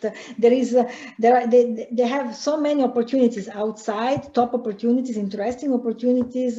This is the benefit of PhD, but it is better to prepare everything in time. Absolutely. And also they can rely on professional advice from EURAXESS centers and EURAXESS career development centers as well. Okay. Like you, Lucia, you do this already for a long time. Okay, so we can. Thank you very much, Roberto. Thank you for inviting me. Thank you. So we will keep in touch With pleasure. I have only 2 or 3 slides, if it is possible. I don't want to run out of time because it was a very long webinar. Just to complete the topic, to finish, and then anyway, my slide presentation is available. And so I'm just going to share the screen with you. So we have heard that employability arises from a great number of competencies, and employers, recruiters at any level seek for a mix of intellectual, social, and organizational skills. Voila. The most needed transferable skills, this is a list. Nowadays, project management, communication skill, entrepreneurial thinking, creative thinking, relationship building, organizational skills, professional development. This is very important. Never stop learning, client-facing skill, teamwork, adaptability, flexibility, strategic planning, commercial awareness, and one of the relevant skills, for example, leadership. When you prepare, just a tip and tricks when preparing a job interview. One of the typical questions may be, can you tell me about a time when you successfully led a team through a sticky situation? You have to show how if you are a leader or not. These are inspiring. So question for you to think about, to think it over. Another relevant soft skill, time management, organization. When you have to prepare a job interview, maybe you can be asked, how do you cope when you have too much work on your plate? You have to show that you are very good at time management. This is an essential skill for companies, for organization. Problem solving is fundamental. Another typical question may be asked, can you tell me about a time when you overcame a significant challenge? So prepare with calm and very goal-oriented your job interview. Communication, another typical question you might be asked, can you walk me through your process of how you would explain a complex topic to someone who was unfamiliar? Adaptability. Can you tell me about a time when things didn't go according to plan? How did you cope? Maybe HR manager can ask you something like that. So prepare your job interview. Describe your behavioral trait. How do you sell soft skill? So include in your CV, in your cover letter, give a concrete example of how, where, and when, like Roberto Chanal and our other alumni today have done, you have demonstrated your soft skills. Search for your next event job, where candidates can highlight their soft skill in a variety of ways. A very well written cover letter, a bio summary, but anyway, all these things are not enough if you cannot bring concrete examples of when you develop these skills. Okay, I think that this was so career beyond academia, all alternative careers for you, but this is not the topic of today's webinar. Thank you very much for your attention. I hope thanks to our alumni and their inspirational career story, and hopefully we will be helpful for your career development. Good luck and all best of wishes to all of you. Thank you very much, Lucia. It was a very nice, of course, long day, but most of it was actually sharing experience with others, and it was really very inspiring. Thank you. I think that the quality of the speaker, I mean, so the 4 alumni had really a very, very interesting career transition. Yes, true, from all different kinds of specialties and different career paths.